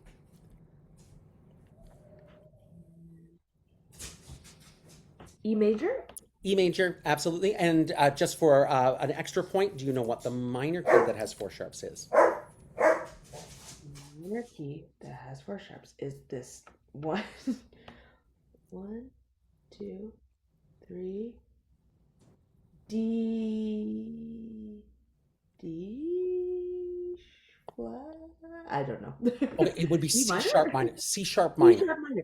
Okay, so which is not D flat minor. So that's those are I two very thought that different maybe things. you said D flat. So you went from E, you go down 3 semitones, Went D three down. sharp, Yeah. D, C sharp, and we have to go 3 letter names, E, D, C. So I have to go through them. Okay. 3 letter names and 3 semitones. But we are good for that. So you're still you've got 7 now, and there are still 3 to go here. And this next one is one that you need to know. So, how many sharps or flats these keys have? They are relative major and relative minor, and the names of those sharps or flats. There are three flats Yep, in E flat major, yep. and those flats are B, E, and A. Absolutely. And C minor is the relative minor. E flat to D flat to C, E, D, C. C minor also has B, E, and A flat for its key signature. And two to go. This one is one for up to My you. goodness. So this is the max. So you can either go with Oh, the major key or the minor key you for points. told me this. Yeah, the max seven. It's a C. It's a C something. C Yes. sharp major? C C sharp sharp major? major. Absolutely, it is C sharp major. I actually call these ones the no-brainers if you had to do them, but you don't for theory one. C major has zero sharps or flats. C sharp major has seven sharps. C Mm, flat major has seven flats. So basically, you interesting. just kind of go the full gamut both ways, and so zero or the full amount. And the last one is one that you do need to know. So the sharps or flats that belong in A major slash F sharp minor, and the names of those sharps or flats. E major. E major is we've got three sharps. Yes, F, C, and G. you got it. Awesome. So Woo! that's actually pretty good. So you got a score of 9-0. So that's really good. First off, you didn't give any of the questions to me, which is very good. And how did you feel in the process of figuring out the key signatures? It's another good example of how like kind of validating my use of the order of sharps and flats. Um, I think maybe just to clarify, like I've been circling my C as my zero sharps or flats, Yeah. and then I'll count right for my sharps and I'll count left for my flats. Yes. The line works the same way if I start at A, right, for my minor. Exactly. Yep. Okay. Same thing. Yep. So the flats Okay. and the Perfect. sharps. Where would you say you're at memory wise in memorizing some of these key signatures? Like with the Knowing that 3 1 is only four, I can tell you one and two. I can remember three and four sharps. I think between now and Friday. Okay, so if I asked you within 5 seconds without looking at the tools to tell me what major key has three sharps. One, Mother Charles goes down and A major. major. And you did that with like 4.5 seconds. That's very good. If I asked you to tell me the major key signature that has two flats in 5 seconds or less. Oh no, G no major. So you were so well on the right track. So because that one does have that, because the scale of F major has a B flat in it, then I have to call that one B flat major. So B flat major would have the two flats, B flat and E flat. But you were pretty close. You were saying B around second, three or four. So you were really you were honing in on it. Get to the point now. What if I asked you to tell me the minor key that has one sharp? Minor key that has one sharp. Is G minor. G minor? Actually, it's E minor. E minor has one sharp. It's related to G major. Oh no, you're right. You're right. Didn't even think What because about the A's our starting point. yeah? Without looking at the tool, I wanted to see if you could figure. Without looking at the tool, could you figure out what minor key has four flats? Uh, and is it F? It F? is F minor, which we were Oh, 6 seconds. That's pretty good. okay. So you are getting so trust your recall. The faster though that you're able, and I'm not saying that you have to be fast to say F minor has four flats, B E A D. Yeah. You want it, but when you can recall the names of the flats and confidently know that F minor has four flats, how confident are you in drawing the key signature of four flats in both treble and bass clefs? Like, I think that one is okay. Like I yeah. know my lines. I also know that it like they have to be staggered, but And also there is like a way like you would draw the B flat in the third line, the E flat in the fourth space. If you drew the E flat on the first line, you wouldn't get the proper mark for it. How comfortable are you drawing them in the correct placement? okay, the placement might need some work because Okay, so I think I wrote a B flat in the bass clef like lower on the staff, and I don't know if that was right. so the flats, the way it always goes is the first. So in the flats, you have to find the B in the treble clef. It's on the third line, and in the bass clef, it's on the second line. Mhm. And just FYI, the sharps and flats are written exactly one line or space lower in the bass clef than they are in the treble clef. So you really only need to know one of them and then just transfer them. In flat key signatures, the B flat goes up a fourth to the E flat, so B, C, D, E. And then it goes down a fifth to the A flat. So it's like a zigzag. So B flat, E flat, A flat, D flat. And they are up a fourth, down a fifth, up a fourth. Okay. Sharps are the exact opposite. In the treble clef, you have to go every good boy deserves fun, so the F sharp must be placed on the fifth line. If you drew the F sharp in a key signature in the first space, you would not get the mark. So key signatures are placed in one specific spot, so you need to know that the F sharp is up on the fifth line. Every good boy deserves fun. Now it goes down a fourth, so F sharp goes down a fourth to C sharp, which is in the third space. It goes up a fifth to the G sharp, which actually goes above the F. It's literally sitting above the staff a little bit, and then down a fourth. If you put the G sharp on the second line, which a lot of students will do, they can't, key signatures are drawn in the same place always. So it's like Father Charles goes down. If you need to look at your exam, as Yes, you've done them. Like yes, if you yes, see a totally. question 2, there's your 3 sharp key signature and they never ever change. There should be some other examples somewhere in your, question 9, the transposition one, gives you a good example of the 4 flats. That is the order of flats unchangeable in the bass clef. B flat, up a fourth to E flat, down a fifth, up a fourth. So you can actually use your exam itself. As I look at question 11, question 11 has key signatures all around. So if you're saying to yourself, oh, I know B flat major has 2 flats and I'm asked to draw it in the bass clef, but I can't for the life of me remember where those 2 flats go, look at your exam. It's right there. Yeah, you can utilize the questions to actually help you, like you can piggyback things, because there is only certain things like that, ways of writing the music that happen again and again and again. So I did that all the time on my tests. I would like, I can't remember if what goes first, clef key signature, time signature, or clef time signature, key signature. I can't remember, but I'll look and see if there's another question in the exam. Oh, it's the CKT, clef key signature, time signature. I'm not going to second guess myself. I want to do a couple more of these flashcards, but it's terms related this time. Okay. So the way it works is, again, you will get some that are, I'm just looking at, we're on this one right here. You will get some that are the actual Italian terms, and then some that you will get that are going to be the English meanings, and you provide the term as well. And the way it works is, if you get it right, you get a point, and if you don't, I get a point. 3, 4, 5, 6, 7, 8, and we're going to take from this one as well. 9. Okay, so we're going camping on Friday, and this will be my entertainment. Gotta make some key cards or flashcards. I'll check and see. There's bound to be, if you typed in, like, Google key signature flashcards. I bet you there's like free key signature flashcards. I'll check as well. And then free Italian term flashcards or something like that. Because I don't know where I got these, but I've obviously, or I think I made them. I think I actually put the terms on a document. If I had them, I would give them to you. I just think I did it once, and I probably didn't save it. Where did you go camping?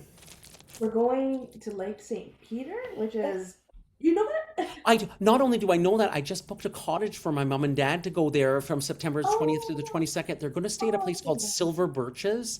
And I'm telling you, I realize that you are, like myself, do live on a budget. So it's not cheap, but it's a lot cheaper than most of these rentals. So you could, if you wanted to rent a cottage for a week there, it's $250 a day, and really, it's a cabin that fits 6 people. It has Wi-Fi, it has cable TV, it's got everything. It has a fire pit, it has 2 kayaks, it has a canoe, it has like a full deck that you can sit on. Silver birches, you're saying? Silver birches, I know. It's like it's a hidden gem, and I'll tell you why. Have you met my student Jan yet? Jan Pillar. She only plays in the online recital. She's not quite there yet to go to something the real deal. Anyways, Jan and her husband they're probably quite well off, because like there's a place in Algonquin Park called Killarney Lodge. I don't know if you've heard of that place. It's like, for a couple to go, it's about $12,000 a week for a week. 12 grand. And that was last year. That was last year's pricing. So who knows what it is this year. So that's, again, definitely not in my price bracket, not in any gift giving price bracket of any in any capacity. So this Silver Birches place, she and her husband got a pro tip from somebody else who said, go to this on Lake St. Peter. So she went this past year and she was having her lesson. I said, "How was it?" And she described it, and I was like, "That's what my mom and dad need." Like they've not only it's their 60th anniversary this year, so it'll be something special to finish their Right. anniversary year off. But like next year, like they want to go up camping, but mom she's a princess. She just shouldn't be camping out in the and even glamping is a little too much for her. She needs the Yeah. running water, that's like hot water, and like if you take a look at it, the amenities are amazing. They'll provide you with a 24 pack of water. You have all your cooking and everything. You're 20 minutes from Algonquin Park. But the Lake St. Peter, like I've camped at Lake St. Peter Provincial Park. I love it. It's a beautiful, beautiful place to camp. I'm so excited then. That's And great. yeah, We've never been there, so it's great to hear someone who's been. so there's another reason. If you by booking by mom and me getting mom and dad booked in, the way they get like their clients, obviously it's like a hidden gem. Nobody goes to like I think a week is around 1200 to $1,200. Oh, and by the way, they have three cabins. So if you and your partner wanted to go, you don't have to go. Like I've rented the one that can sleep up to six, but the Yeah. other one will sleep up to four. Like when they say four, you know that means three. In reality, like four would be a little cramped. So Yeah. six is more like 4 to 5 max sort of thing. Yeah. Yeah. Yeah. But still, they have a smaller cabin. So the smaller cabins I think are 200 a day, and that's all season. Like there's no high season or low season or anything, and they do it So themselves. It's not done affordable. through Airbnb or through any hotel chain or anything. They just do it like privately. And yeah, like so they grandfather in their clients. So everybody who has stayed there for a week already is ahead of me. They get first Mhm. dibs on the weeks for those cabins. Okay. Then, if there are weeks left over, the other people that have come to sort of stay will get asked next. Sure. Then they fill in any other weeks only after that's done. So I thought the 2 nights, so I'm hoping mom and dad love it. Like I think they are going to That's love it. really If kind. they Oh, that's do, so nice to hear. I'll pay for the week for the rest of their lives and in perpetuum because who gets a week like in at a beautiful locale like that? And what we would do is we'd get the week, and then like maybe my sister would go up for half the week, stay with Yeah. mom and dad, and then John and I could come. Oh, and but there's more. If you have pets, you can bring up to two pets with you as well. Interesting. There's they have a fire pit, just quiet hours between 11 p.m. and 6 a.m. No fireworks on the property, no smoking in the cabins. But if they're smokers, I guess they can smoke outside. I'm not a smoker, but anyways, that's. But I just noticed that was one of the rules. And they have all the amenities and like plumbing and hot water for showers and everything. And it just and Jan just said she and her husband had the most beautiful time, peaceful. So Oh, yeah, so the that's 20th to awesome. the 22nd. So, but Lake St. Peter, isn't that interesting that you're headed there as well? I love the small world is no, I wrote down Silver Birches too. Well, if we ever get back out there, I'll turn and look it up. Thanks for Check it sharing. out. Check it out, and of course, the if they like you don't have to worry. Like what you do is you sign a contract. They don't go by recommendation, but you could say, like I said, my student Jan, she spoke really highly of the property, so you can just say, well, my music teacher Michael is just. But I Fair think enough. I think I've never like they don't do any advertising, so it's word of mouth, and from what I gather, like their place is booked. But What good for yeah, them. Oh, they have that's three lovely. cabins, two small and then the one larger one. And it's like the larger one is just perfect. It's got a driveway for two cars. Like everything, you can bring your own stuff. If you're a boater, you can even bring your own boat. But they have a boat, a canoe, and two kayaks available for use anytime, no additional costs. Like there's no rental fees, anything. That's I'm just like, really that's what? in the world of Airbnbs, that is hard to come by. It is. I'm going to a friend's wedding, or a friend. Do you remember a girl named that I used to teach named Peyton Deniers? Does that name ring a A bell? little, Okay, it she was a sounds kind of red-haired familiar. girl. She's about 23, 24 now. She's getting married this year in St. Jacobs. So I'm going to go, and John and I were going to go to the wedding, but I think I'm going to take mom instead because mom can. She's like I myself have never been to St. Jacobs, but it's also close to Stratford, so we could do some plays and stuff like that. Yes, that's right. John's not quite as into that as I am. There you go. Make a whole But weekend out of it. we looked at the Marriott in St. Jacobs. We looked at the others. Instead, we have an Airbnb. Again, it's a steal. I read the reviews. Unless like there's hundreds of reviews, he can't have cooked up that many reviews. Sure. It's a full apartment, like a full on apartment. Like they call it a full house, but it's an apartment inside of a house. But anyways, it's got 2 bedrooms. Like it's got the whole, like everything you could possibly want. Way more than a hotel would have. It was like $108 a night. That's perfect. No, you What? can't compete. You So can't we compete we with booked that. 3 nights for it. Like I said, I said we'll do the wedding. We'll be relaxed. We'll go to Stratford. We'll do the St. Jacobs thing. Oh, that's So yeah, awesome. and for 3 nights at 108, I was just like, Not who bad. does that?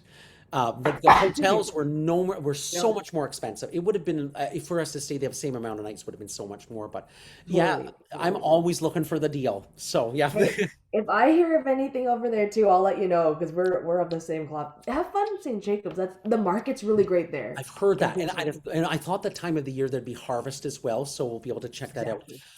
There is one other coming back to the terms. One other thing, Yes. if I give you the English meaning and ask you for the Italian one, you also have to spell it, so it's like a spelling bee. Because you Oh, notice they fun. say Okay. provide the Italian term with the correct spelling. Did you notice Okay. that was in one of the questions? They always say with the correct spelling. So your choice. We're going to do 5 where you are given the Italian terms and 5 where you're given the English meanings. Do you want to start with English meanings first or Italian terms first? Let's do Italian. Okay, so these are your Italian. And by the way, sometimes the Italian term is an English word. Just Oh. FYI. Okay, so this one I think we have seen before. Forte piano. So I'm to give the definition. Just a definition. Yep, and I don't mind you paraphrasing it. So, yeah. Play. Oh, forte piano. Play loud but quietly. Okay, you're almost right. I'm not going to give you the point for it. Michael That's gets okay. 1 point. It's Forte piano. basically loud, then immediately soft. That's what it Loud means. and okay. And I just put the definition in pen. You can probably sort of read Yes, it through this. perfect. Yeah, yeah. I'm gonna take note of that. My So forte okay. piano, and by the way, I'm so boring. That is the actual textbook definition: loud, then immediately soft. The It's whole good. thing: loud, comma, then immediately soft. Okay. Loud, Okay, and comma. this word I believe is an English word, not an Italian word at all, but you do need to know it. Sure. So we have to start. Um, directs the musician to connect two notes of different pitches. That works as it could be 2 or more. Two or An more. easy definition, and I'm going to give you your points for it for sure, is just play the notes smoothly. Play the notes smoothly. Okay. Yeah, I I'm will giving you your try. point though for that one. Thank you. And then the next one, I don't know if we've seen this particular word. We might have, but yeah, it's definitely. And I'm going to ask you to try and pronounce it as well. Oh, maestoso. So close. Maestoso. So Maestoso. maestoso. And what do you think maestoso means? Hmm, I will give you a hint. The first 2 letters match the English word that it means. interesting. And the way that it's pronounced, does it seem like a grand or big word, maestoso, or does it seem small and It tiny? seems small. I will beg to differ. I think it sounds very grand. Maestoso. Maybe I'm also not thinking of the word maestro. So It maybe could have that's also the getting in there. maestro. How important is the maestro in an ensemble? Very important. So, what other very important person could be like sitting on a throne, and we would call Okay. them the king or the queen, and they would be your hello, your majesty. Oh, Majesty. It's majestic, Majestic. and it means majestically, semicolon, with Majestically. dignity. Sorry, I'm just Majestically. I'm so boring. I just like I literally do No, it's write the. great. I'm You're a very learning. verbatim person. I get the point though for that one. Sorry. No, hey, So take the point. You deserve it. 2-1 so My far. maestoso. My Interesting. so majestically, and if you wrote majestically, you should get your points. But majestically with dignity is the textbook definition, and we have a word that we've kind of seen something like it already. Legato. Place like that's also kind of play smoothly. It Is sure it is, and I will not? give you your point for that. The textbook definition for legato says this, if you can read it. Smooth and connected. Smooth and So connected. For slur, it's just play smoothly. I, Just double checking. I'm Double gonna checking. just tell you. Did I tell you how that once I have had students like that have done really well on the exam, like they're getting like 98, 99, and then they didn't. They wrote gradually softer instead of gradually getting softer, and the examiner dinged them for missing the word getting, but gradually like hello. And I actually think Silly. that paraphrasing in some ways is actually means that you're actually understanding. I'm spitting out uh, majestically, semicolon with dignity. Like that could mean nothing if English was a second language to me, Right, you right, know. So, totally. and of course, this Italian word tie. Ah, tie. That connects. No, yeah, connects two notes, two or more notes of the same pitch. It does, and so that's and there. This is the textbook definition for it. Okay, and I'll write You down don't have to. Don't write hold it the, down. Yeah, hold the unless you. sound for Yeah. combined value of the notes. Okay, yeah. Yeah, so hold the sound for the combined value of the notes. And you do get your point for that. So you are actually ahead of me now. It's 3-2 Corrine for Michael. So here is how it works for the second half. I give you the Okay, English term, and you have to tell me what the word is and spell it. So okay. you can say the word. So if it was smoothly and connected, legato, legato, legato. We'll say it like a spelling bee. I can do Okay. that. Slightly shortened, detached.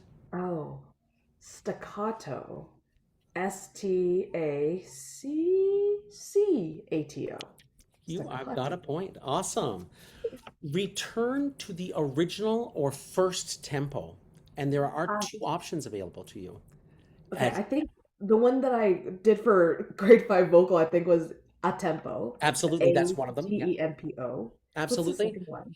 Tempo primo, first tempo Oh, primo. tempo primo. Yeah. Yep. And in the a tempo, just remember that there are two words. A is one word, and then tempo. Yeah, Right. a tempo. But you get your point for that. So it's now 5-2.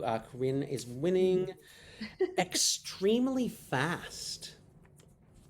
Oh, extremely I don't fast. recall you and me talking about this word before, but That was take a speed, wild guess. like accelerando or something So it's like that. not, and I'm not going to be a buzzer. I promise. That could just be being a mean teacher. Okay, the word is prestissimo, Right. and yeah. So presto means very fast. Prestissimo. Press. Anytime we add an issimo, like fortissimo, pianissimo, that means to kind of up the ante. So prestissimo is sort of, well, it means extremely fast. I have seen.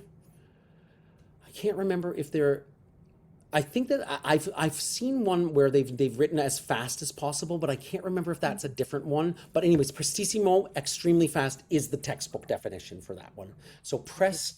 prestissimo is always issimo. That goes for fortissimo and pianissimo as well. That's like a suffix there as well. I get the point, but really, it's you shouldn't have known it anyways because we'd never talked about it before. Okay, repeat from the beginning. Da capo. Absolutely.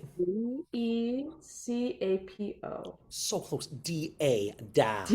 Da capo. Yeah, da capo. And it can be also, this is how I might go Yeah. with the abbreviation, capital D period, C period, and then da capo right there.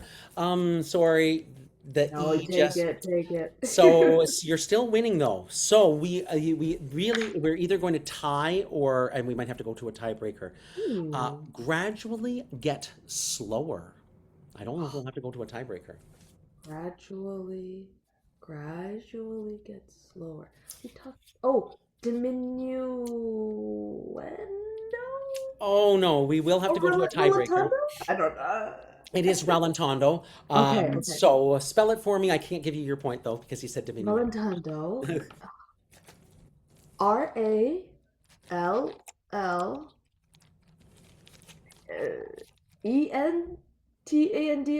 It is. Yep, Rallentando. absolutely. So we are going to go to a Yeah. tiebreaker. Okay, A let's do it. tiebreaker. All right. So our tiebreaker question is. Do Rallentando. you want it to be because it's a tiebreaker question? I will give the back to you. Would you like me to give you the definition and then you give me the Italian word, or would you like me to give you the Italian word and you provide the definition? let's do the Italian word and the definition. Oh my goodness. Larghetto. Okay. Well, that suffix is Meaning nothing to you, probably. There's allegretto. So etto Larghetto. does have a meaning. You are good for you for Largo. yeah. Large. Play big? Play big? Yes, you're so close. So largo does mean broadly, and large does mean so everything you're saying, and you're actually way ahead of most people on that. So larghetto, allegretto, like allegro means quick and lively. Yes. Allegretto is fast, but not as fast as allegro. Okay. Larghetto is the opposite. Largo is slow and broad, and it does come from the word large. It means big, loud. Larghetto is rather slow, but not as slow as Largo. And I did not make that up myself either. That's a textbook But definition not there. as slow as Largo. What I'm getting from this exercise, but also even doing question 12 in the exam, is there so many terms. And like I almost want to make a sheet, just like a cheat sheet of all the potential tempo markings or Yeah. like for example, the test asked about mano destra, and Yes. that was one of the ones I had to Google for a Okay. fact. Now you can things should be able to get a little bit easier. So what is because you are doing a lot of French, what is right hand in French? Droit. Main droit. So main Man, droit. So and I'm I holding up my should have left put as I that hold in. up my left hand. Main droit. So mano destra, MD. So it's not medical Right. doctor, alas. Now, what is left hand en français? So what is left hand? Gauche. And Gauche. unfortunately, it's not in Italy. We are a me. Are you a lefty or a righty?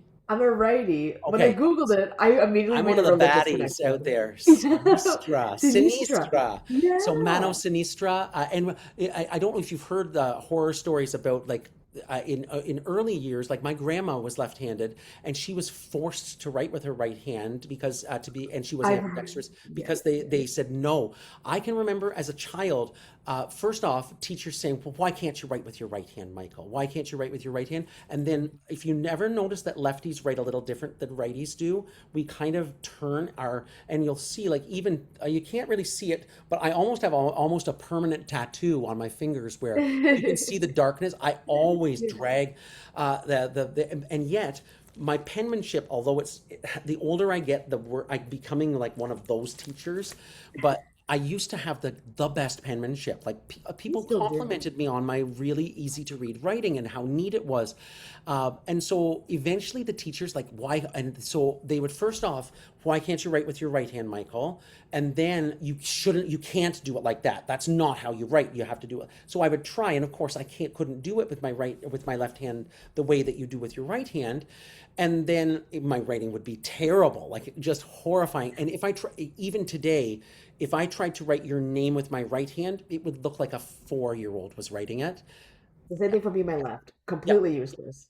So it's but yeah, back then, and so they did say, and they do talk about lefties. I think for some reason they do seem to say that lefties tend to be creative, but I think there's a lot of stereotype that goes with it. I know lefties that are like scientists that aren't very creative at all, but it is interesting how that Yeah. dominant hand. I don't think that it gave me any extra advantage in piano playing other than that maybe my left hand. A lot of people tend to say I don't like the left hand to play it.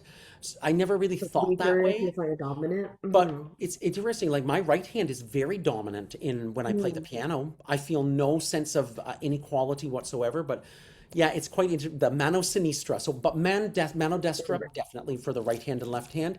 remember. Just to wrap up the lesson, I know Yeah. that coming back here, we had done the transposition. The rest Mhm. question, if you send it over to me, or could you just hold it up what you've done on question Yes. 10? Yeah. The rest ones, they were interesting. Needless to say. Okay, so it looks on a quick glance, all that I can see on exercise B is the third measure. The third measure of exercise B This should guy. be, yep, should be this.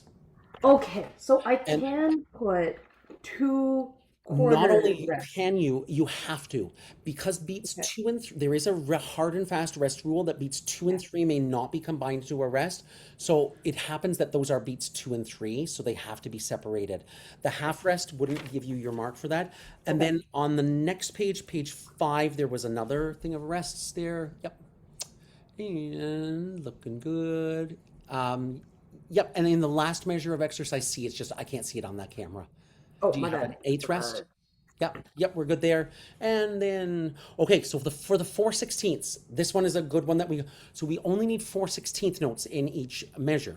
The half rest equals 8/16ths on its own. Oh. Too many. So Eighth what kind of a rest? rest. It's the only rest that needs to be changed, I think. 16. What kind of a rest? So we've got a 16th at the end of the bar. That's number 4. If you put a 16th before that one in the first bar, that's number 3. 3. So we only need a rest that equals 2/16ths.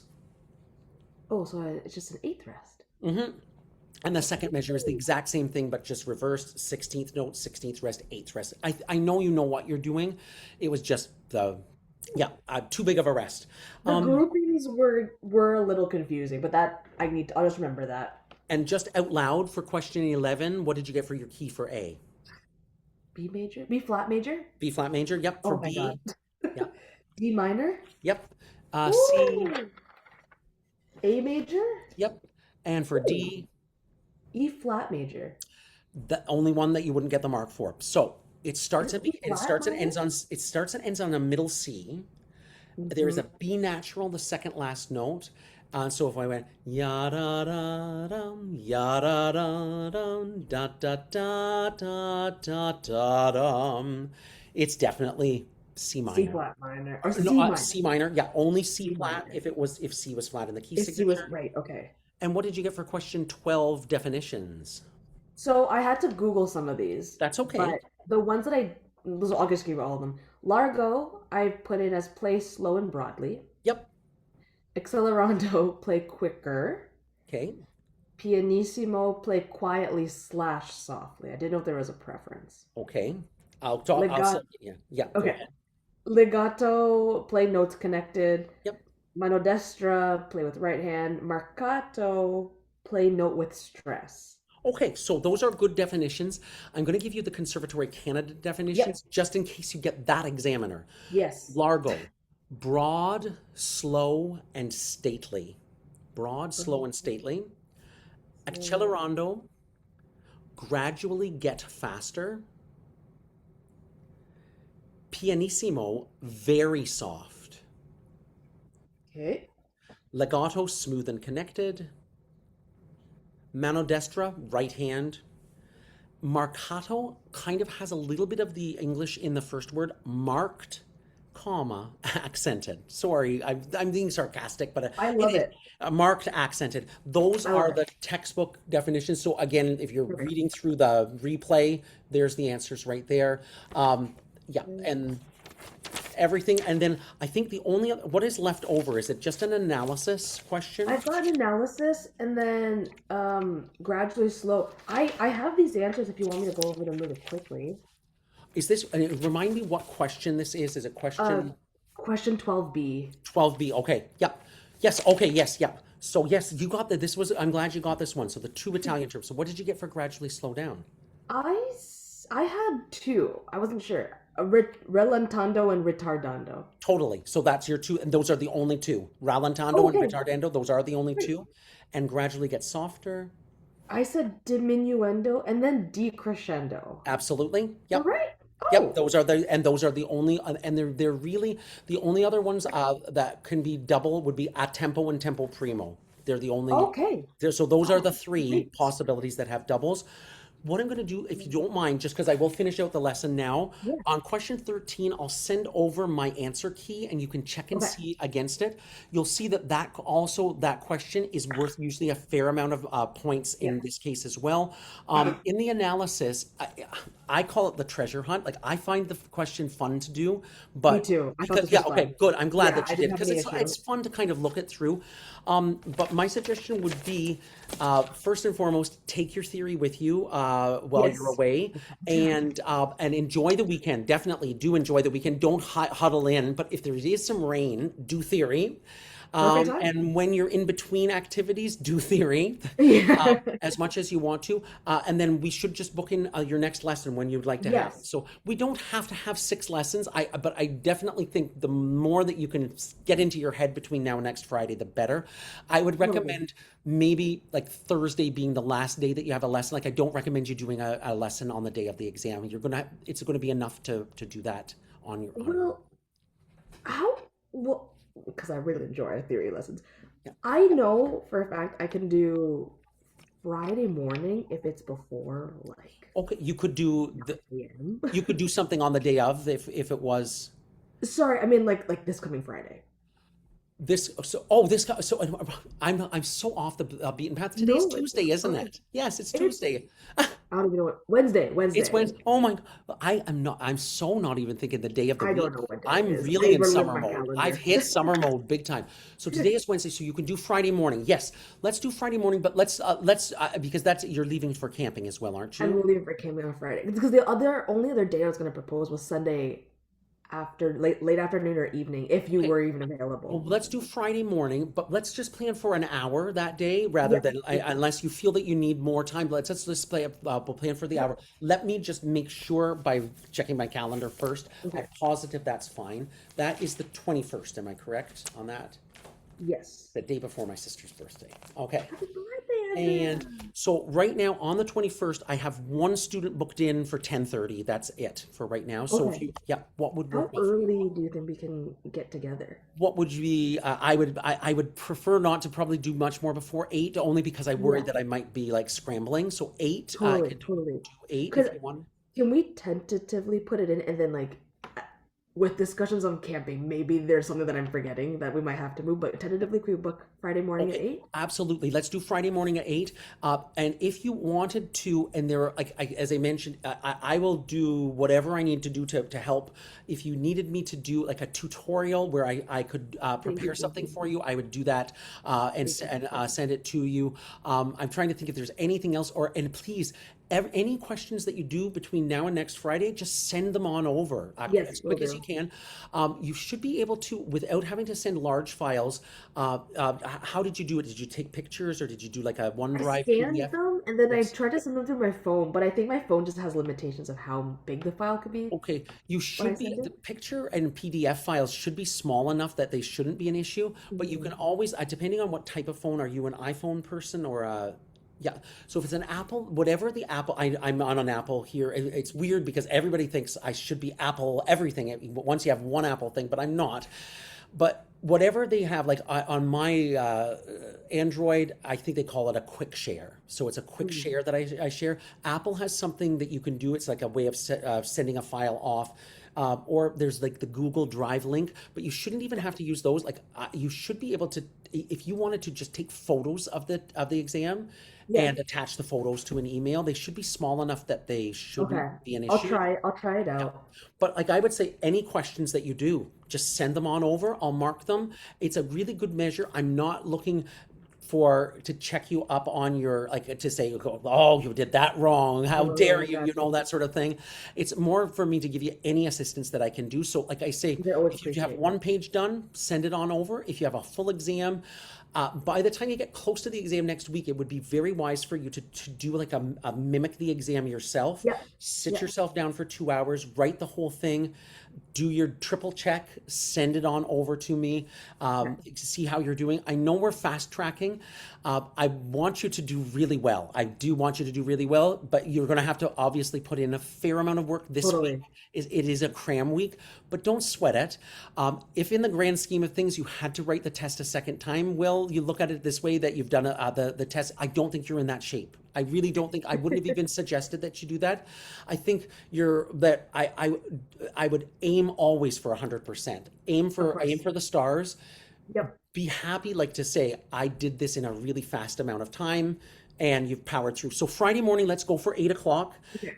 If you And have things that you want to work on, maybe the night before, say, Michael, could we look at this, Sure. this, and this? So we have a game plan. And I would Yeah. like to do some of those flashcards again with you again too. So Yes, like I maybe really the end of enjoyed it. it. Yeah, they're If I really good have ways any to go. issues with the Friday, I'll let you know. But Absolutely. Yeah. as for now, I'll send over the 156 plus the 78 for last whatever our lesson was. But this was super helpful, and I feel like we now that we've gone through an entire like Yeah. entire piece, it makes me feel reassured. There shouldn't be, as you look at the other practice exams, you shouldn't see a lot of variance in the questions. There's just different ways that they will write it. Yeah. Sometimes they write the triads for you and you have to name them. Sometimes you have to write the triads. Mm. It's like little things that will be different. Now, out of curiosity, when you're headed to Lake St. Peter, are you going to be passing through Belleville? I don't know because we've got a group with us and we're doing some kind of convoying. If you So happened to TBD. be, if you happen to at any point be in Belleville or happen to have a family member that's headed your way and would like paper copies of anything, I'm more than happy Thank to provide you. paper copies, but you've got the Thank you so online much. stuff there for it as well. I Um, love the writing down. It's like bringing me back to being in school and it just reiterates how important it is just with a pen and paper to kind of awesome. solidify an idea. And just yeah, but I would if you can handle it, I would spend maybe one more hour today, like if you Yeah. can, just kind of going through things or working on another exam with the new knowledge that you've got. And I'm going to photograph everything that I've sent, we've talked out today, send Sounds it on good. over to you. And yes, send over stuff as you get it done. Uh, be well, and we'll see you Friday morning unless I hear You otherwise. too. Okay. See Thanks you so much, later. Michael. Have a good rest of the day. All the Yeah. Bye best. bye. Take care.